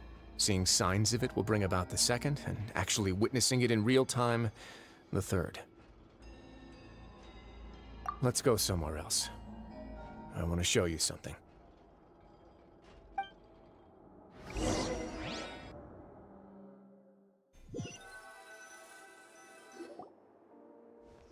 This is it. Your Grace, perfect timing. The results from our last round of experiments have... Wait, Jurier, he's not alone! Huh? Lorvine and Jurier? No need to panic, you two. I've already told them about our plan. What? After you warned us not to tell a single soul about any of this? I'm skeptical as well. Are you sure they are trustworthy? The results speak for themselves, don't they? These two may already know more than you could ever imagine. All right then, if your grace insists. They seem harmless enough, so I'll trust them for now. Well, how about some reintroductions? This is Jurier, one of the highest-ranked researchers from the Fontaine Research Institute. He used to work under Edwin. I trust that you've heard of Edwin? Good. Saves me a bit of time explaining. Edwin's main areas of research were archaeum and gravimeters. As his assistant, Jurier is quite familiar with them as well. I hired him to be my technical consultant. You want to blow up the fortress of Meripede? Ah, what a lovely idea. I'm already imagining it in my head. Gotta admit, I'm tempted as well. Guys, focus! Focus! That taskmaster over there is Miss Lorvine, and is also one of my technical consultants. While Jurier used to be Edwin's assistant, she used to be Jurier's assistant. Ooh, are they together? See, everyone keeps asking this question. Are you too sure you're not a couple and just using your work as a convenient cover? Your Grace, I am not in a relationship with this man. If I dated her, I'd officially be madder than Edwin. Jeez, forget I said anything then. Follow me. Whoa, there's another door that goes right up. Your constant amazement makes it seem like the fortress can do anything. But Paimon really thinks everything's super cool. Well, let's spice it up a bit. And here you go. What a huge ship! This is also a production zone that Paimon's never seen before. What's going on? How much do you know about Fontainian history? Not much at all. Well, then maybe you haven't heard the story of ancient Lemuria. To give you a quick rundown, Fontaine used to be ruled by the Lemurian dynasty.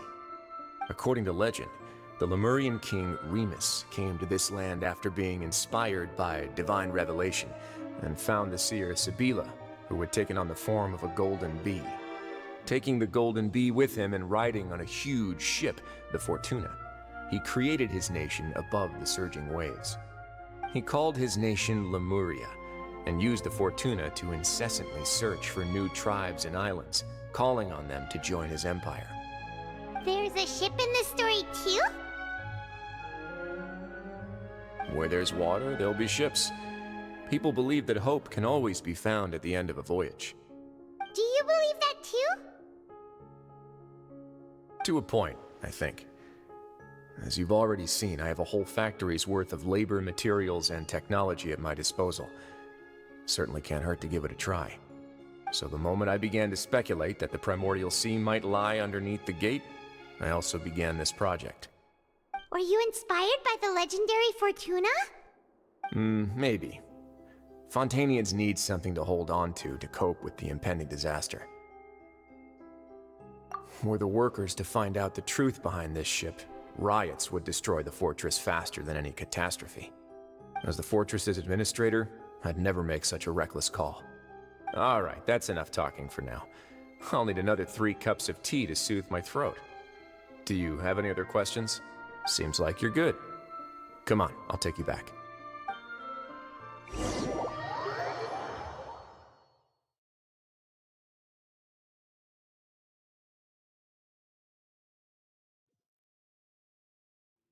I'll leave you here for now.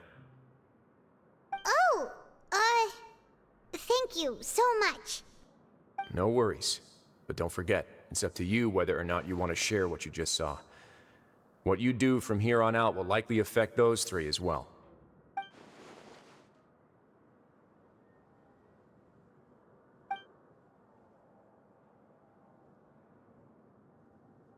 Yeah, we'll put a lot of thought into it for sure. Great. I look forward to what happens next.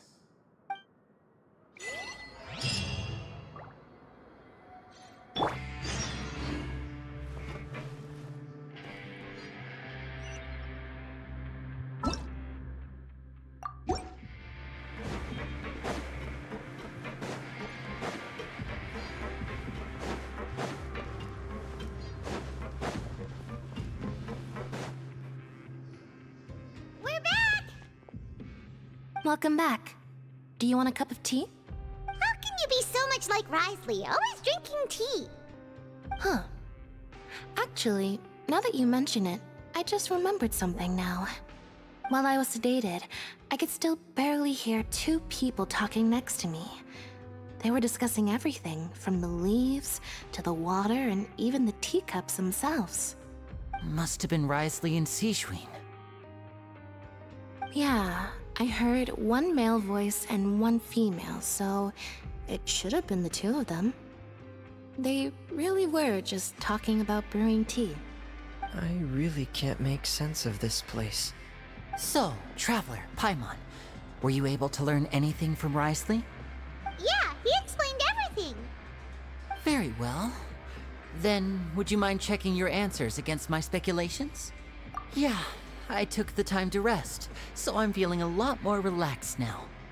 Nobody else is around, and Miss Sijwin is also busy with something or other, so let's just talk here. All right, then I'll posit my theories. I asked myself 3 questions. Firstly, why was Fremine affected by the primordial seawater? It was because he dove into the sea. My theory is, the long-lost primordial sea is probably very close to the fortress of Mirapede. Ooh, he's good. He got that right on the first try. That's Arlenny. Secondly, Risley's attitude changed dramatically during the course of our stay here. He ignored us completely at first, then suddenly roadblocked us. Why? I spent quite a long time thinking about this. If he has been monitoring the Fatui since the very beginning, he probably ignored us at first because he was hoping we could find Master Child for him. What's more, the Fortress of Mirapede is not part of Fontaine's court system, nor does it report to Udex Nervulet. Risley is basically the king of a no-man's land. As long as the fortress doesn't do anything about Master Child's disappearance, Father can use it to pressure the Fontaine authorities. And while the two factions are pitted against each other, Risley will be free to move between the parties of interest. If I had to guess, he probably has something that he's working on himself. It's likely related to the secret of the infirmary, but I just can't think of what it could be. You're super smart. Thanks so much. Then finally, there's the last question. If Risley does have a plan, what could it be?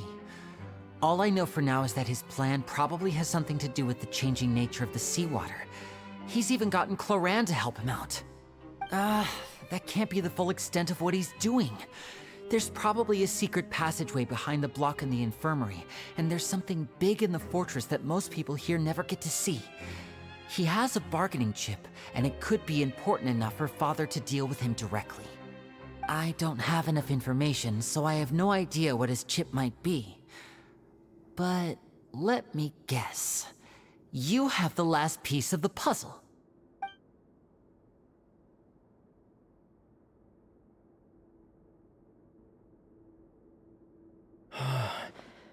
I can't believe it. The sea will engulf everyone.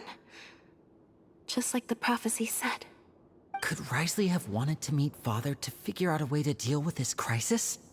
If you remember, I once mentioned that Father sees the House of the Hearth as her base of operations, and she truly wants to resolve the crisis. But how could Risley have known that? Or perhaps he didn't know, and just wanted to bring Father over to his side? Which could be why he said he just wanted to negotiate. Yeah, that makes sense to me. I understand your concerns as well, Traveler. I'll figure out a way to pass this on to our father. No matter what, we're on your side. the two of you have already aided us far too much. We probably wouldn't be standing here right now if not for you. If you ever need anything else going forward, please come to the House of the Hearth at any time. Though you may not share the sentiment, after all that we've gone through together, the three of us basically see you as family now. You have my gratitude. Thank you for protecting Linny when it really mattered. And thank you for sharing the secrets of the fortress with us. We didn't think you were going to do it. Why are you being so formal all of a sudden? Given your strength, you might not need our help at all. But if you are ever in danger, we will try our best to protect you. Aww, the sound of that makes Paimon feel all warm and safe inside.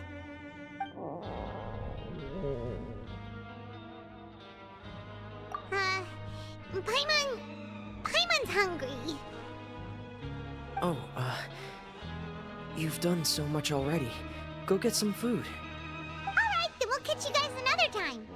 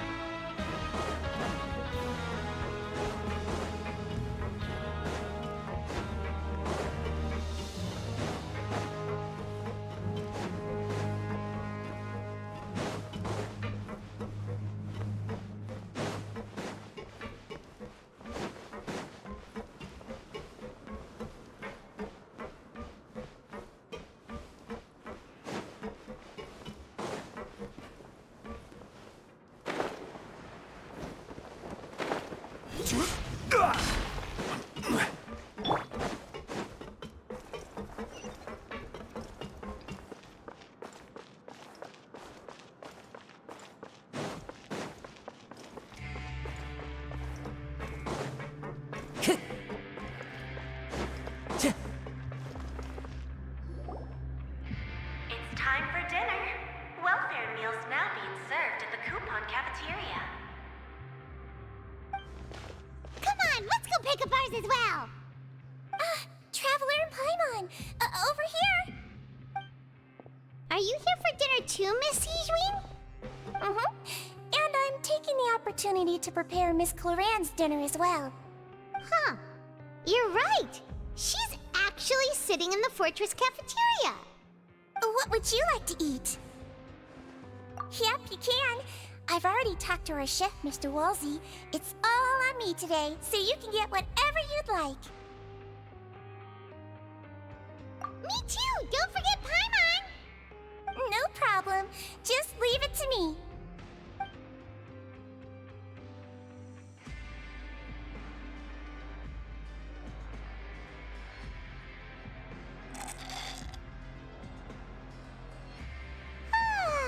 So delicious. Is this how it feels to be freeloaders? Wait a second, we did do plenty of work after all. Feeling full yet? How's the food? Delicious! I'm so glad to see you all so happy. Oh, see, the expression on your face just now? The muscle here just moved, which suggests that you're feeling quite relaxed at the moment. Sijween, do you do this to help your patients or to better understand human beings? A bit of both, I suppose. I'm a Melazine, which means I'm very different from human beings. I must know what you're thinking if I want to take good care of you. You're really good at taking care of people. Even though you're so short, you still talk and act like an older sister. Really? You're reminded of an older sister? That's great to hear. Oh, and what did you mean back in Risley's office? When you said that you were protecting Linny and his siblings as well. Oh, that. I just asked His Grace to look out for those children, especially that diver boy. I was getting a bit worried after hearing that something was wrong with the water. Thankfully, Cloran is very strong and managed to save him in the nick of time. His Grace also sealed the pipes after Cloran left, to make sure that Linny wouldn't impulsively chase after his brother.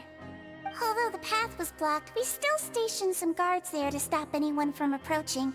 They were instructed to only open the door once Miss Clorand had returned. Oh, and I was keeping an eye on Mr. Linney as well. We had to press him, but we couldn't allow him to be in any real danger. You were all super considerate and really thought everything through.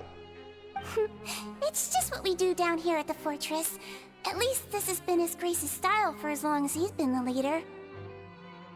Oh, I really wish Monsieur Nervula would come down here more often too. I feel like he'd like it here, with all the darkness and chaos.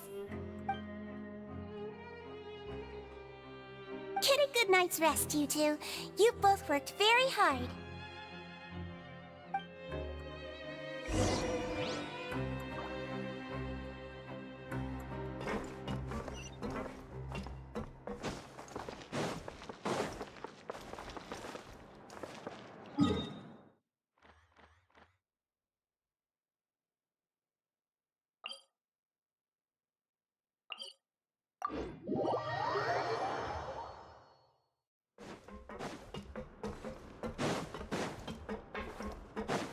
Time to go.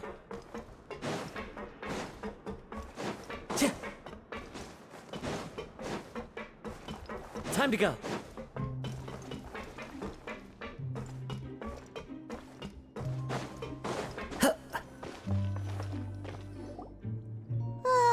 So much has happened. Paimon just feels absolutely exhausted now that she's finally relaxed. Paimon's super sleepy. Are you sleepy too?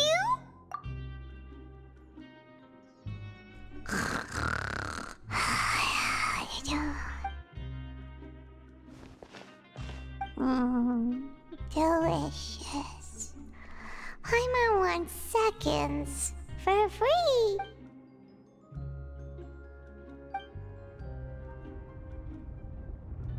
Out of my way! Get out of my way! What happened? Why is everyone running? No idea, but something must have happened. Stop asking! Who's yelling? Paimon still wants to sleep.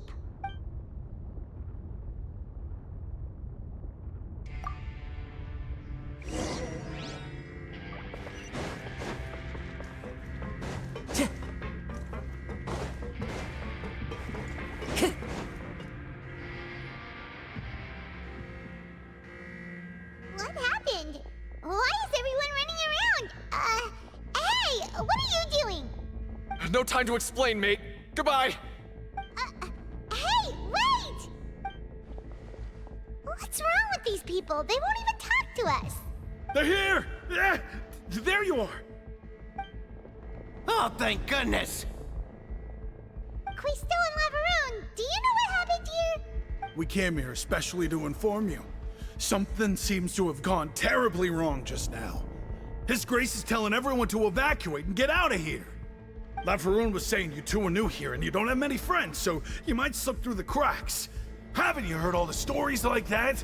An evacuation is successfully completed, yet you only find out once you do a head count that 1 or 2 people are missing. Wait, weren't you the one who brought that up? Why is it suddenly my idea? Hey, shut up! Okay, whatever. The point is, you should come with us. Yeah, he said to get as far away as possible, upwards and outwards. Oh no, it can't be that thing! Oh, wait, what? What? Hey, where are you going? We have to go find the Duke! You two just go and get out! Go on without us! Hey, hey! Be careful! Attention! Please evacuate upwards and outwards, upwards and outwards. If you're already at the topmost layer, then try to move as far outwards as possible.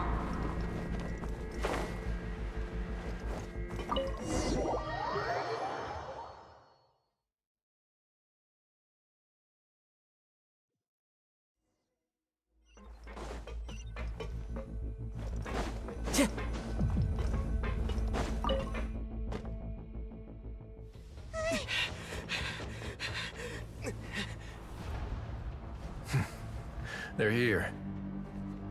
Just like I said. We have it!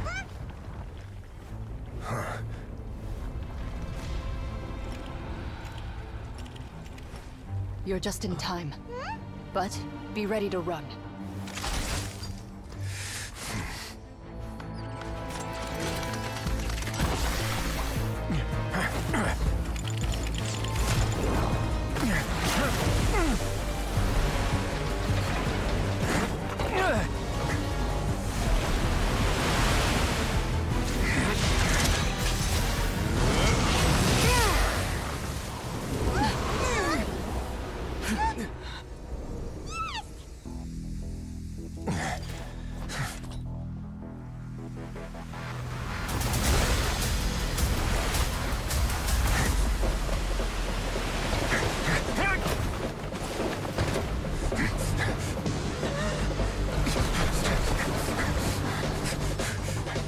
Three, two, one.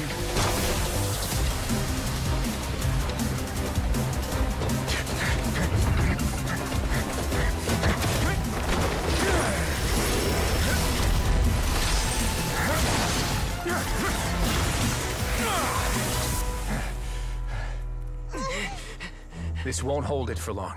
Find Neuvillette. Tell him the defenses are about to collapse. Then what will happen to you? Until he arrives, we're the last line of defense.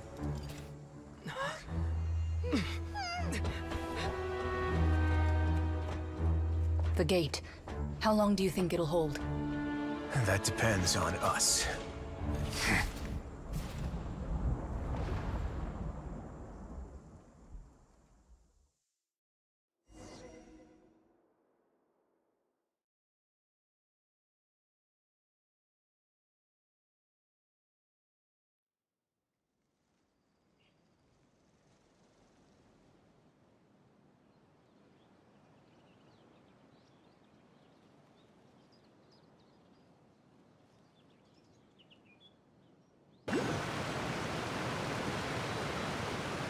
Neuvillette? Why are you here? Traveler, I need you to head to the Opera House immediately. Furina will soon be meeting with the knave there. You must protect Furina, and make sure she doesn't spend too much time alone with her. Will do. You have my sincerest gratitude.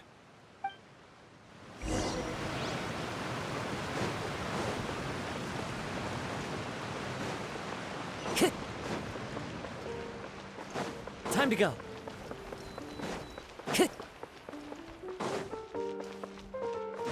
Time to go.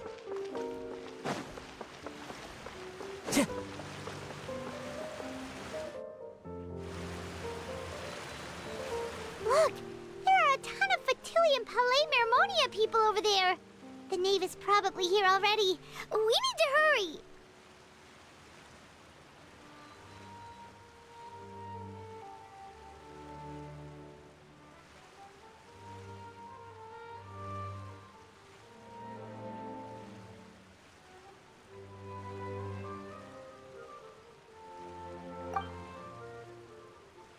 Are you two the traveler in Paimon?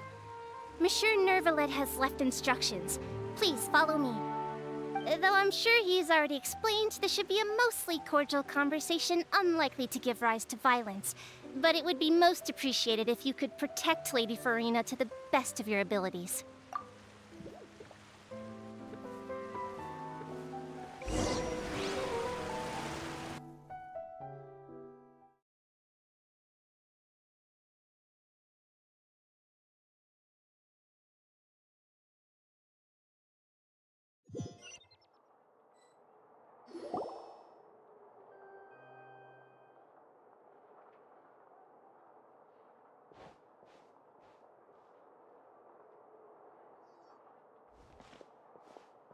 Oh, so you two are the honored guests Miss Furina mentioned.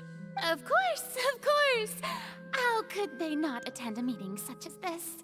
I must always have 2 or more guests at my dessert table. Otherwise, the occasion would be too lonely and unbecoming of my station. It is my pleasure to make your acquaintance, traveler. I have heard much of your accomplishments. I am the Knave, one of the 11 Fatui Harbingers.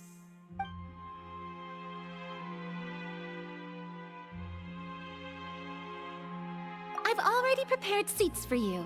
Come, sit beside me. Perhaps you two are unaware of how Miss Furina and I do things. You see, we actually recently agreed to get together for tea when we had the time. See this? This is a limited type of confectionery that Miss Furina simply adores. There are only 16 slices sold every day.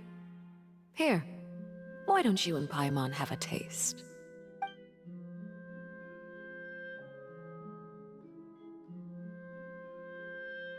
Traveler, what do you think of this cake? That's good to hear. So what Child said was on the mark after all. You do share a taste in desserts with Furina and I. I wonder how he's doing nowadays. You must have heard, right? He's suddenly gone missing. I'm really worried about his safety, you know. Here's to hoping that he's an excellent swimmer. Since we're talking about him, I feel like I should add something. His martial prowess really looked certainly pretty impressive, yeah.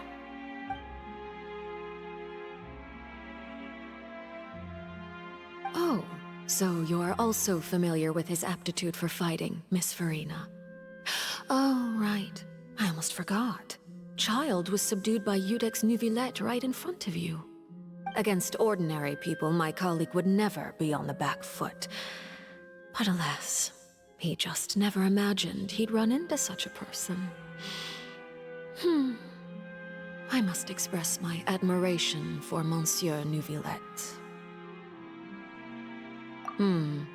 Coming from you, that's not surprising at all.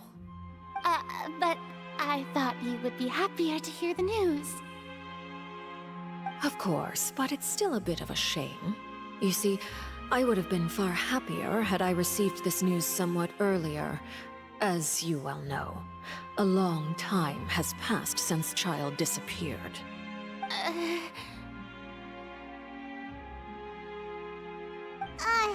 Well, in any case, there's no need to worry. We know for sure that Child is still alive. Oh, and just how do you know that? Because we found evidence that proved he left the Fortress of Meripede. And where did he go after leaving the fortress? Well...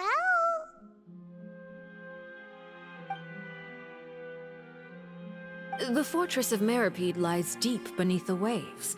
Unless he pranced right out of the main gate, he must have had to swim for it. Do you have any proof that he surfaced safely? Ah, that is good news at least. His sister Tonya sent a letter to Fontaine not too long ago. Since he was unfortunately unavailable, I picked it up on his behalf. Do you have any idea how he usually writes back to his family? Dear Tonya, your letter made me feel like we were still enjoying our time in Snezhnaya together. I'm currently admiring the scenery on the streets in front of the opera house. Is it something like that?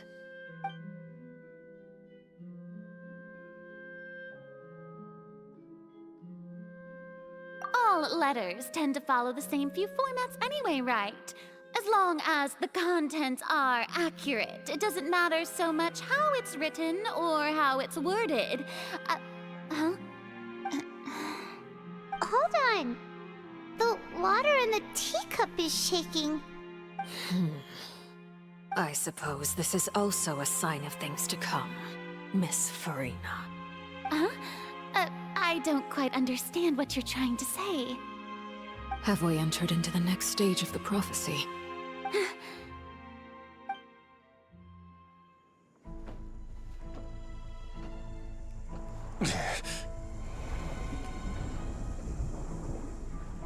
My thanks to you both. I will take it from here.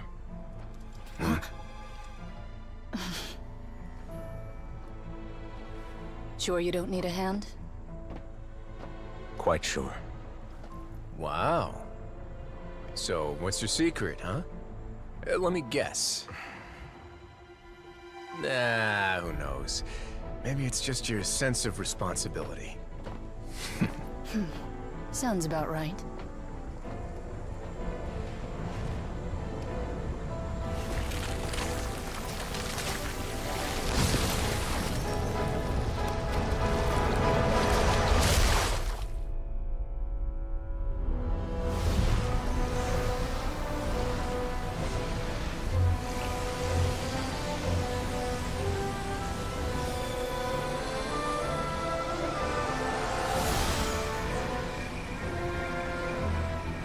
day may come when the prophecy is fulfilled and the waters burst forth.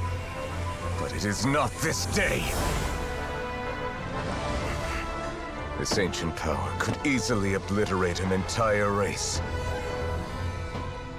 A tsunami of fury would unleash endless catastrophe.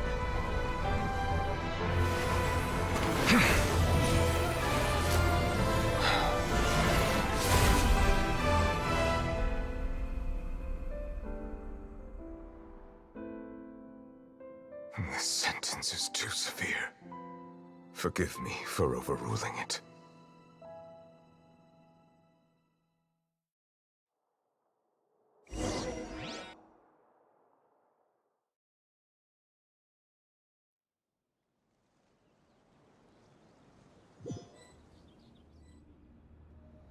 All right. Seems like the problem inside has been suppressed. Let me guess, we're safe for now. Indeed. But only for now. I win this bet. You owe me a present. Very well. It was indeed just as you said. You made a bet? We made a bet on the size of your entourage. Cloran thought you wouldn't come down by yourself. I figured you would have at least brought a few people along for appearance's sake. It appears I underestimated just how confidential the mission was. Shouldn't you have gotten used to confidential missions by now? That's just how the courts operate. So what gift must the loser give? Tea? He already has tons of tea in his office. I'm thinking about a set of legal codices. That wouldn't happen to be a dig at my lack of legal awareness, would it? Well, I'm sure His Grace doesn't consider the fortress to be outside the law. I was under the impression the residents of a place like this would be uninterested in the legal codices. That was obviously a joke. Anyway, you've still got some unfinished business to attend to in the overworld, correct? No need to stay here if you have a pressing matter. We all know you can't leave Palais Mermonia for long. Thank you. I hope everything went smoothly with the Fatui Harbinger.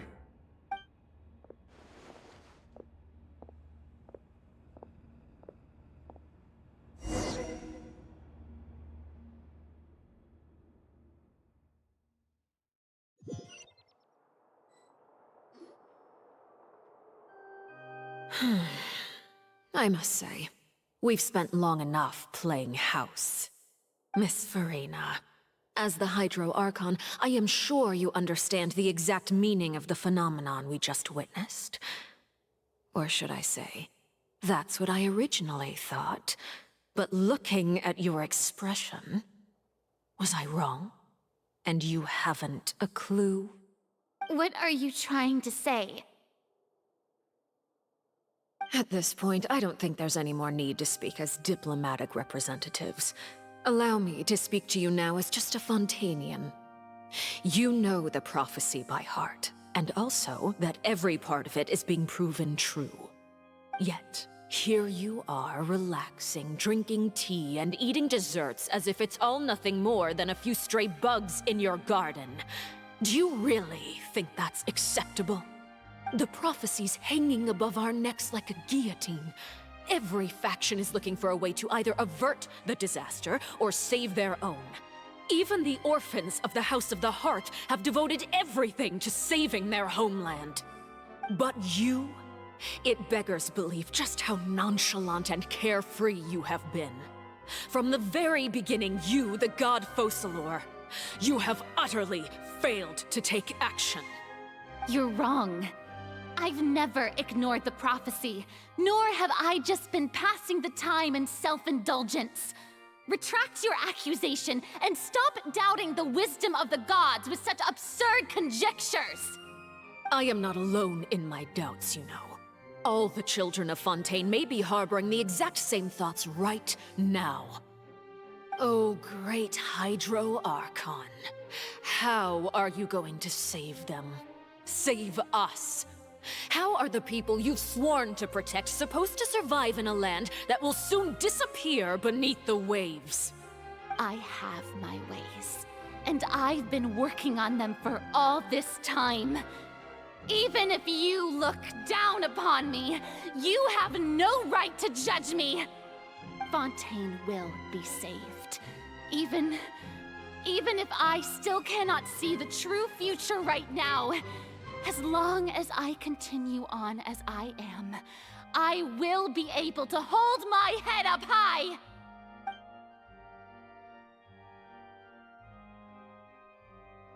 Then I ask you, Miss Furina, just what have you been working on? Where can we see it, and what is it doing to help?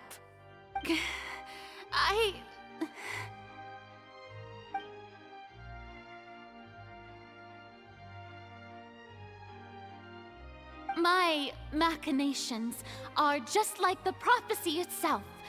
They will only reveal themselves at the fated time. It is just that beings like yourselves are unable to perceive them as of yet. I see. As a god, the proof of your labor always lies beyond prying mortal eyes. Allow me to be so bold as to ask another way. Would it be possible for you to tell us the parts of your plan that are not confidential? Such as your emergency response plan for the impending disaster? An emergency response plan? Oh, that look in your eyes. Have you not even prepared one of those? The emergency response plan is also strictly confidential. Then allow me to jog your memory. Miss Furina, what is the purpose of your Oratrice Mécanique d'Analyse Cardinal? And what do you plan to do with the massive amounts of indemnitium that has accumulated over the years? The Oratrice? It's just like it appears to be. So you also have no idea. If I'm not mistaken, someone's using it to prepare for something. But unfortunately, it would seem that someone is not you, Miss Furina. I first caught wind of this when Linny tried to investigate the Oratrice in the Opera House. You see, even just getting close to the core contaminated him with an extremely large amount of indemnitium. But even if that had nothing to do with you, then what could you possibly be working on, oh great Hydro Archon? Oh, right. I almost forgot. Udex Neuvillette is not at the tea party with us today. Miss Furina, I suppose you must have ordered him away to take care of some troublesome business. Yes, that's exactly right. Please keep it a secret for me. Of course I will. Although, I must say, Miss Furina, you seem quite insecure without the Udex by your side. Oh, very well. Let's stop that conversation here. There are still a few slices of cake left, so please, help yourselves, everyone.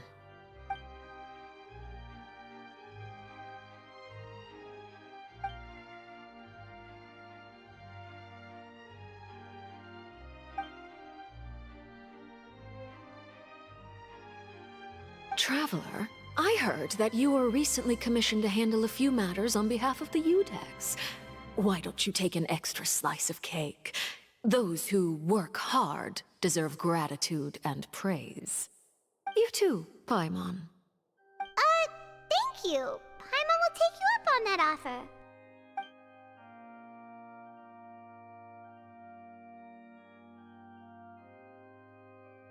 Oh, Paimon's super full. That cake was great.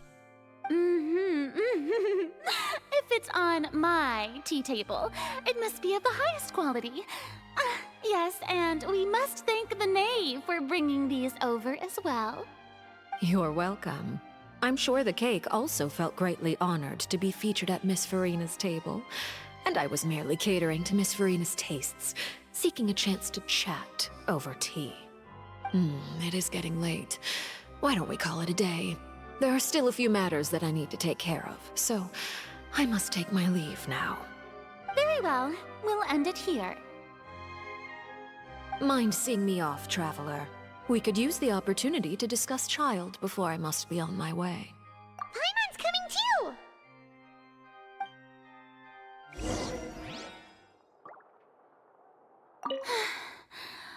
tea party turned out to be even more difficult than I'd imagined. Why are you looking at me like that? Is something the matter? If there's nothing urgent, then I shall be retiring for now.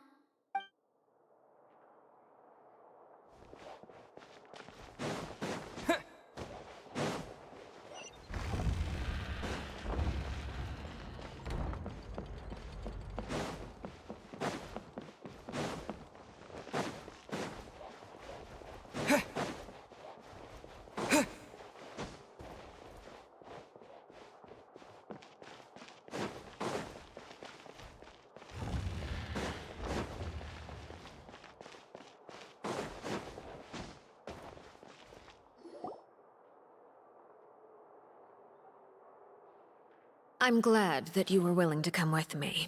Of course, Child was just an excuse. I have no interest in your dealings with him.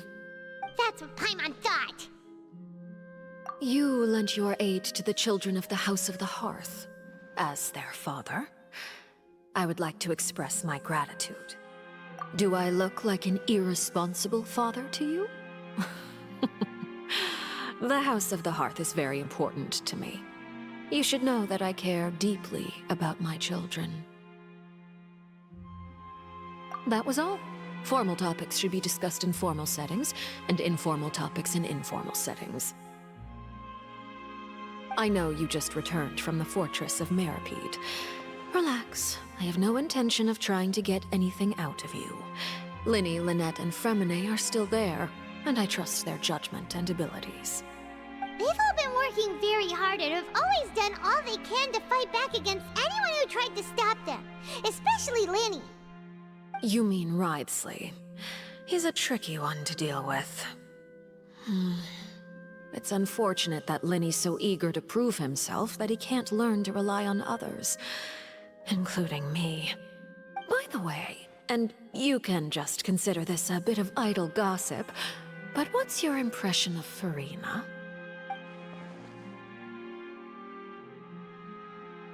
You are outside of our disputes, and the freest person in all of Fontaine, able to move around most easily. Allow me to share my perspective with you. And that's everything that happened during the trial. Master Child was declared guilty and immediately transported to the Fortress of Meripede. Didn't he say he was coming here on vacation? Does he not feel an ounce of shame for all the trouble he has caused? Forget it. He did give us an opportunity. I will be meeting someone shortly. Do you require help with any preparations? No need. I will take care of it myself. I need to meet with Furina, the Hydro Archon. She is at the heart of Fontaine. But what's fascinating about her is that she often seems more like a celebrity than a working Archon. Oh? Come over here, you little critter, you!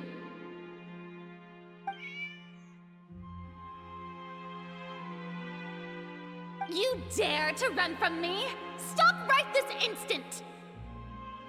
My goal is just to discover the location of the Gnosis. But I didn't expect the chance to approach Furina to be handed to me on a silver platter. This is so easy, it's actually making me a bit suspicious. Anything left unguarded is usually just bait. But no one will blame someone for taking the bait. After all, from the moment it was attached to the hook, the bait is meant to be sacrificed. It's just as I guessed in the second before I struck. The Hydronosis is not currently held by the Archon. In fact, this Archon doesn't seem like a god at all. And I sense that she's under some kind of curse. Who are you? And what are you trying to do? Please don't kill me! I'm begging you, please! The fear in her pupils is genuine, so perhaps she's not bait after all. Either way, targeting her has lost all meaning. I left the scene with ease. Nobody came looking for me, and nobody could serve as a witness to my near assassination of Focalor. I suspect even Furina dares not mention this incident to anyone. Not long after, my informants confirmed what I had guessed. After returning to her quarters, Furina quietly cried alone. She was so scared that she could not sleep that night, nor could she even bring herself to eat her cake. There's no doubt that there's something wrong with her. I began to entertain the possibility that she is not the true Hydro Archon. Perhaps Iudex Neuvillette is actually the genuine article. I have to find the Gnosis. If the Neuvillette hypothesis is correct, he is probably in possession of it. Alternatively, it might have been hidden in a place that's hard for ordinary people to access. Yes, Father. My dear children, please speak. News from the fortress of Meripede. Master Child has gone missing. On top of that, the contacts and guards we bribed at the fortress have all gone quiet as well. Probably the handiwork of that Wriothesley. I'm afraid so. This is a good opportunity. The value of a Harbinger is much higher than most would imagine. We now have an excuse to exert diplomatic pressure on the Fontaine authorities. Set up a meeting for me. I would like to meet the Hydro Archon and Iudex Neuvillette.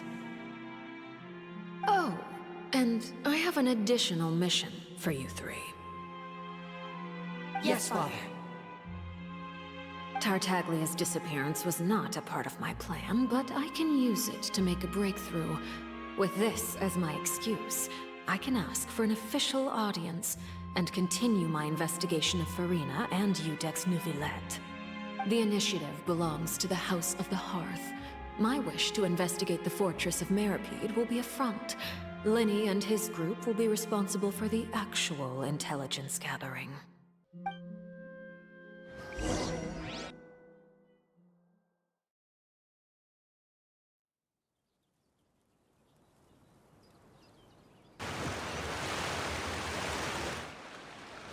You should know the rest. Lenny's group is quite close to you, so they wouldn't have hidden anything from you. You attacked the Hydro Archon? It wouldn't mean anything, even if you shouted it from the rooftops. After all, even Furina herself is still pretending that nothing of that sort ever happened. Alright then. I've now had 2 chances to enjoy tea with Furina. I have to say, the leadership of Fontaine is even more inscrutable than I had imagined. I once surmised that Iudex Neuvillette must be the Hydro Archon, but now, that doesn't seem right to me either. I am a servant of Her Majesty the Tsaritsa. Over my years of service, I've learned how a real Archon conducts and carries themselves. Whether Iudex Neuvillette or Furina, neither fits the bill. It's hard to imagine either of them as the Archon. Of course, that is all just how I feel. Gut feelings often do not require justification. It is, however, quite amusing to me that after all my years working in intelligence gathering, I've come to realize I am at a complete loss regarding the identity of the god of the land of my birth. Don't you think Fontaine is quite intriguing? A catastrophe looms, yet many secrets have yet to rise to the surface. It looks like Fontainians will have no choice but to save themselves. Ultimately, though, one must survive in order to do anything else. Should the need arise, I would be happy to cooperate with you. You don't need to commit to anything right now, of course. I have a feeling that the situation will continue to evolve, and as your name is often connected with noble deeds, I'm sure we will work together someday. He certainly returned quickly. You must want to catch up with each other, so I'll leave you to him.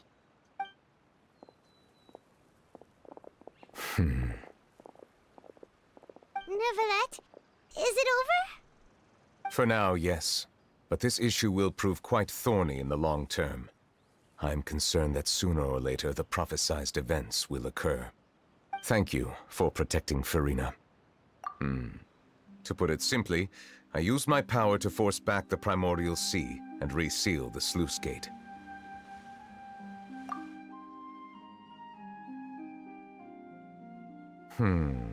So as expected, the Knave has turned up the pressure on Furina.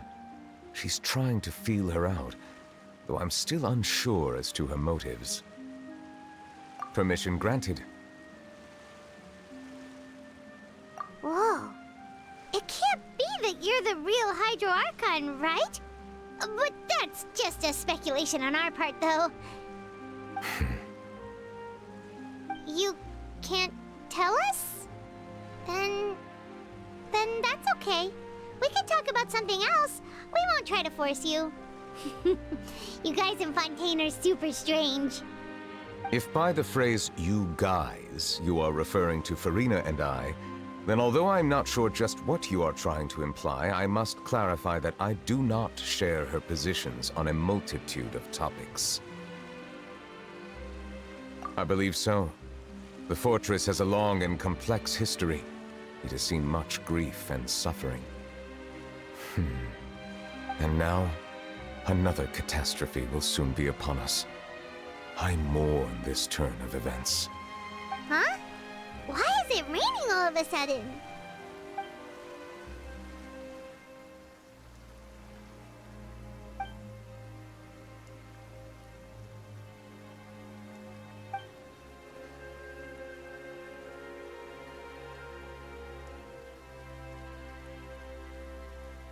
You may be closer to the truth than you think. Oh? And what are you thinking? The dragon of... what? Huh? Please do not be so surprised. Furina?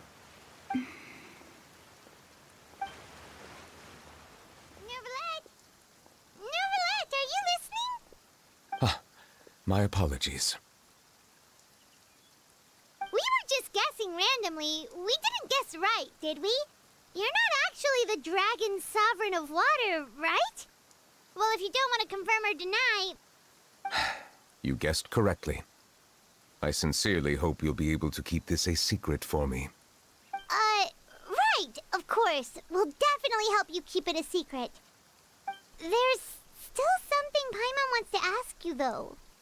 Please, go ahead. Well, if you are the dragon sovereign of water, and you were able to force back the primordial sea from the fortress, then since Fontaine's prophecy is all about seawater, couldn't you just use your power to solve the crisis? None of the currently living dragon sovereigns in the world, myself included, possess our full dragonhood. They say that when the first usurper arrived on Tivat, they seized a part of the dragon's power. Today, that stolen power is the basis of the Archon's authorities. There are 7 elemental Archons and 7 matching dragon sovereigns. The dragon sovereign of water who lived through that era perished a long time ago. As their successor, I know far less of that part of our ancient history. In any case, I believe I will not be able to do much unless the Archon disappears and returns their elemental authority to me. Given the status quo, however, I would recommend finding another way to deal with the prophecy. Oh, so even you can't solve it. I still have some urgent matters to attend to at my office. If you have any more questions regarding ancient history, you are welcome to discuss them with me at a later time. Please go right ahead. There's a place that Paimon wants to go too. Traveler, why don't we pay another visit to the Fortress of Meripede? Paimon is a little worried. We'll see you another time. Take care.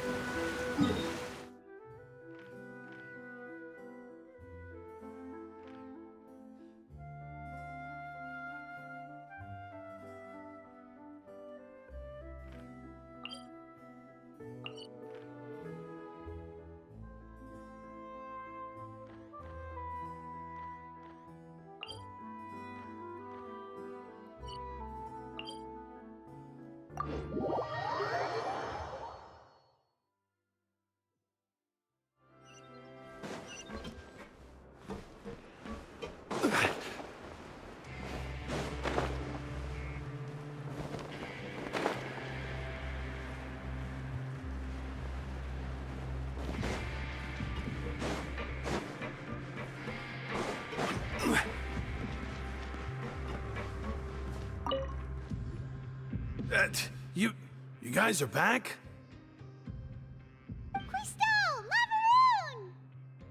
You guys didn't get caught and thrown back down here, right?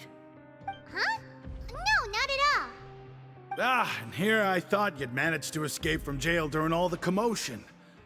I'd held you up as legendary jailbreakers, but now you're telling me you just never left? We're sorry, but we just had some business to take care of. All right. There's no need to get caught up in the details. We're just relieved to see you. He was super worried about you, you know. Hey, it wasn't just me. Weren't you super worried as well? Something like that, yeah. I was also transferred to work in the kitchen a few days ago. I can still hear Quisto mumbling to the carrots. Are those two all right? Do you think they made it out alive? Whenever he'd say that, I'd tell him I'm sure they're fine. Wherever they are, they're kicking back with drinks in hand, enjoying the lovely scenery. Hey, there's nothing wrong with worrying about your prison pals, is there? I mean, considering how they always love listening to all my gossip. These two, they sure are a lot warmer and friendlier than when Paimon first met them. Oh, well, if you say so. I'll be watching you to make sure you finish every last bite.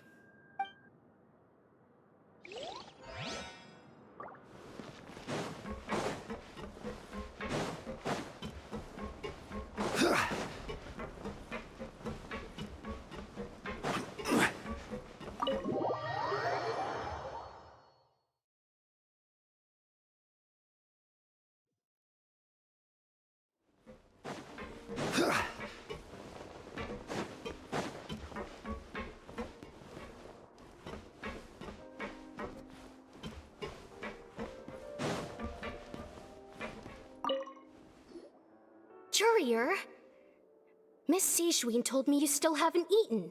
Yeah, I was working on something, so I forgot. That's no excuse for... Huh? What's you two? Courier, Lurvine, we're back! Hello there. It's been quite the mess here recently. How have you been? And you? Are you still taking the secret passageway from the infirmary to work on the ship? Yep.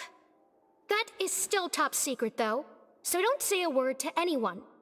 It can be a bit annoying when there are lots of people in the infirmary, but I still prefer taking that route over the one from the Duke's office. I mean, the infirmary does make it easier for you to slack off. Oh yeah? Then why are you also here so much? You two really are just using your jobs as a cover for your relationship, aren't you? Not at all!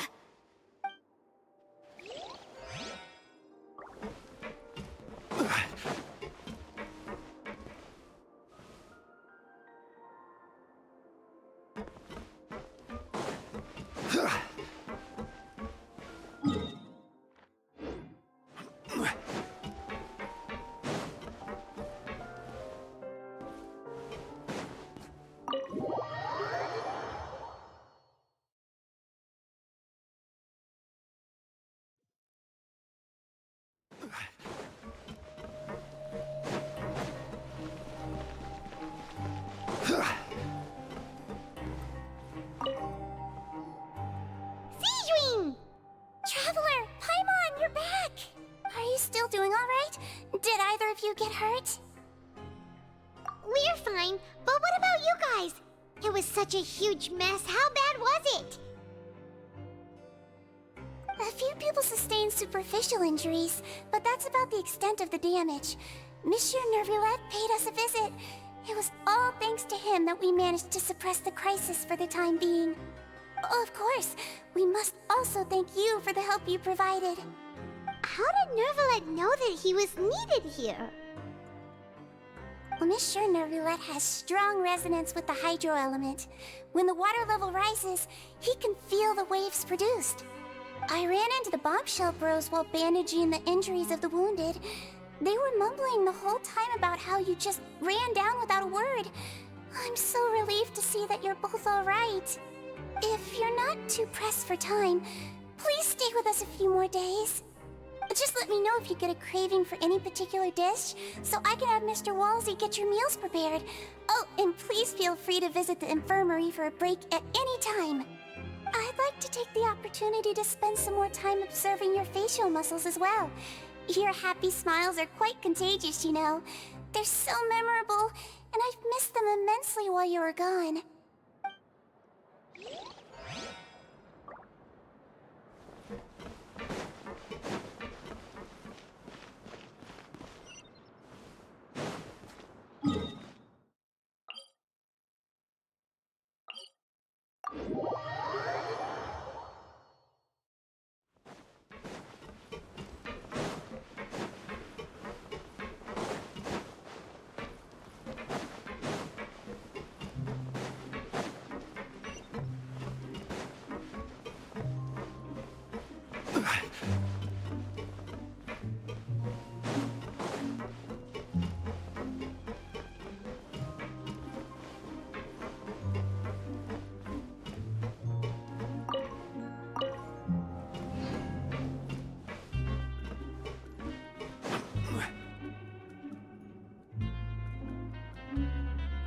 Now guess, what suit will this next card be?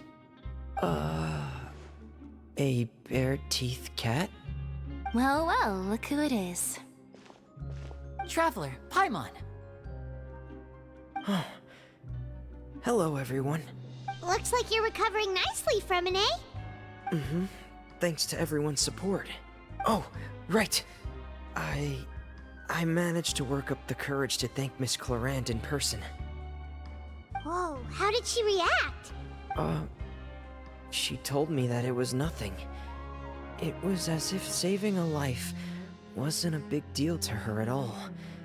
She also told me not to worry about it. She didn't want to stress you out, that's all. She's right, and it's best not to dwell on it. Yeah. Okay, but check this out. We went back to the opera house and we met the knave. You met Father? Did she say anything to you? She said a few things that were, a bit hard to understand. And also that she's looking forward to working with us in the future. Her attitude towards you is even better than what we'd imagined. That's fantastic. You should believe her. She has her own way of doing things, and she'll do everything in her power to help those she considers close, which now might also include you. Mm-hmm. Father is very capable, and also trustworthy. Oh, Paimon just remembered that she thought Lenny was a bit too proud as well. She said that you should learn how to rely on others sometimes. Got it. Huh. That does sound like something that Father would say. Hey! Are you going to stay here for the next few days? Looks like it, yeah. Excellent. I will host a tea party. For real? Then Paimon wants another serving of cake. Another implies that you were already served some delicious cake while you were up there. How lovely. Well, next time, you're going to have tea and snacks with us.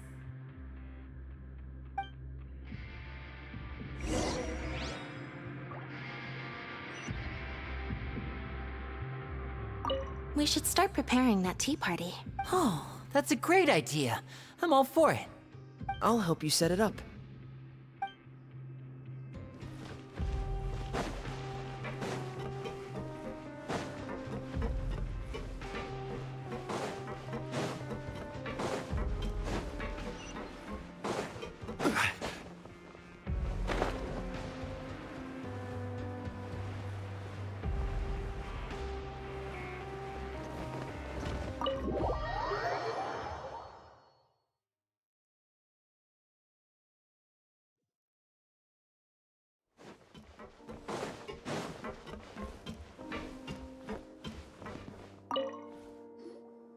Do my eyes deceive me, or did I just see 2 inmates come back after making it to the surface?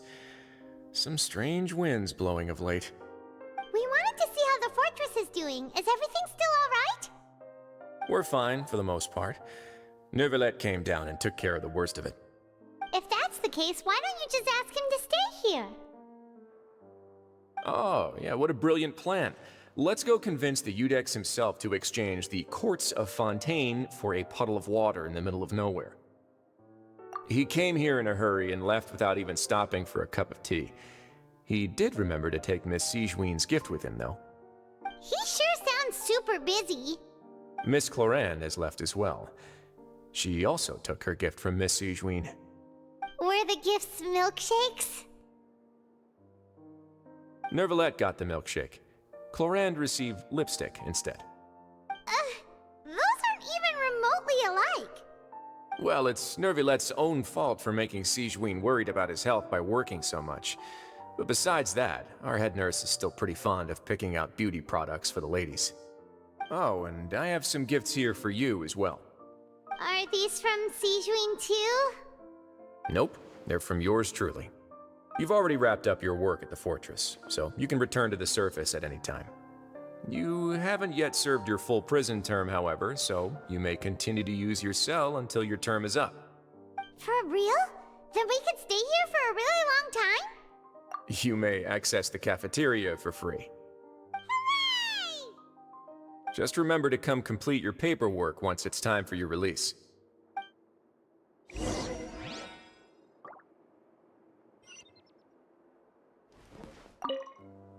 Your file can't be closed until we've completed your paperwork, so don't forget to come find me again when you're done serving your sentence.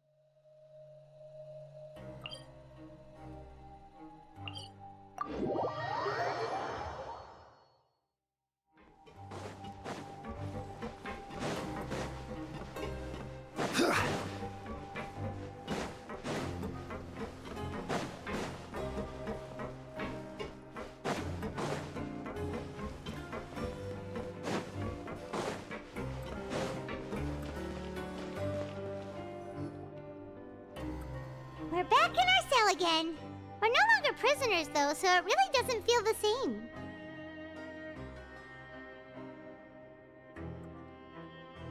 Sure feels that way. But the truth is, we never did anything bad to begin with, so I'm not sure why we put so much pressure on ourselves. Huh? How did you know? Hey, that's not true! All right. Okay, Paimon just wanted to say that we really are an amazing duo after all. It's like we've now gone to so many places together and become friends with so many people. We've never stopped traveling or stopped meeting new friends. There are so many bad things in the world, and we're just two people, but we've still been solving problems no matter where we go. Isn't that pretty cool? You're counting Paimon today? Aren't you the only adventurer here? Then let's ask Catherine to give Paimon an adventurer handbook as well. Paimon will also be an adventurer from today forward. Just the thoughts making Paimon giddy. Paimon's gonna crash, so you sleep soon too. The last time we fell asleep here, we woke up to a whole mess outside our cell. The primordial seawater nearly rose up. That was so scary. We should be safe now, right? All right then. Good night to you, traveler.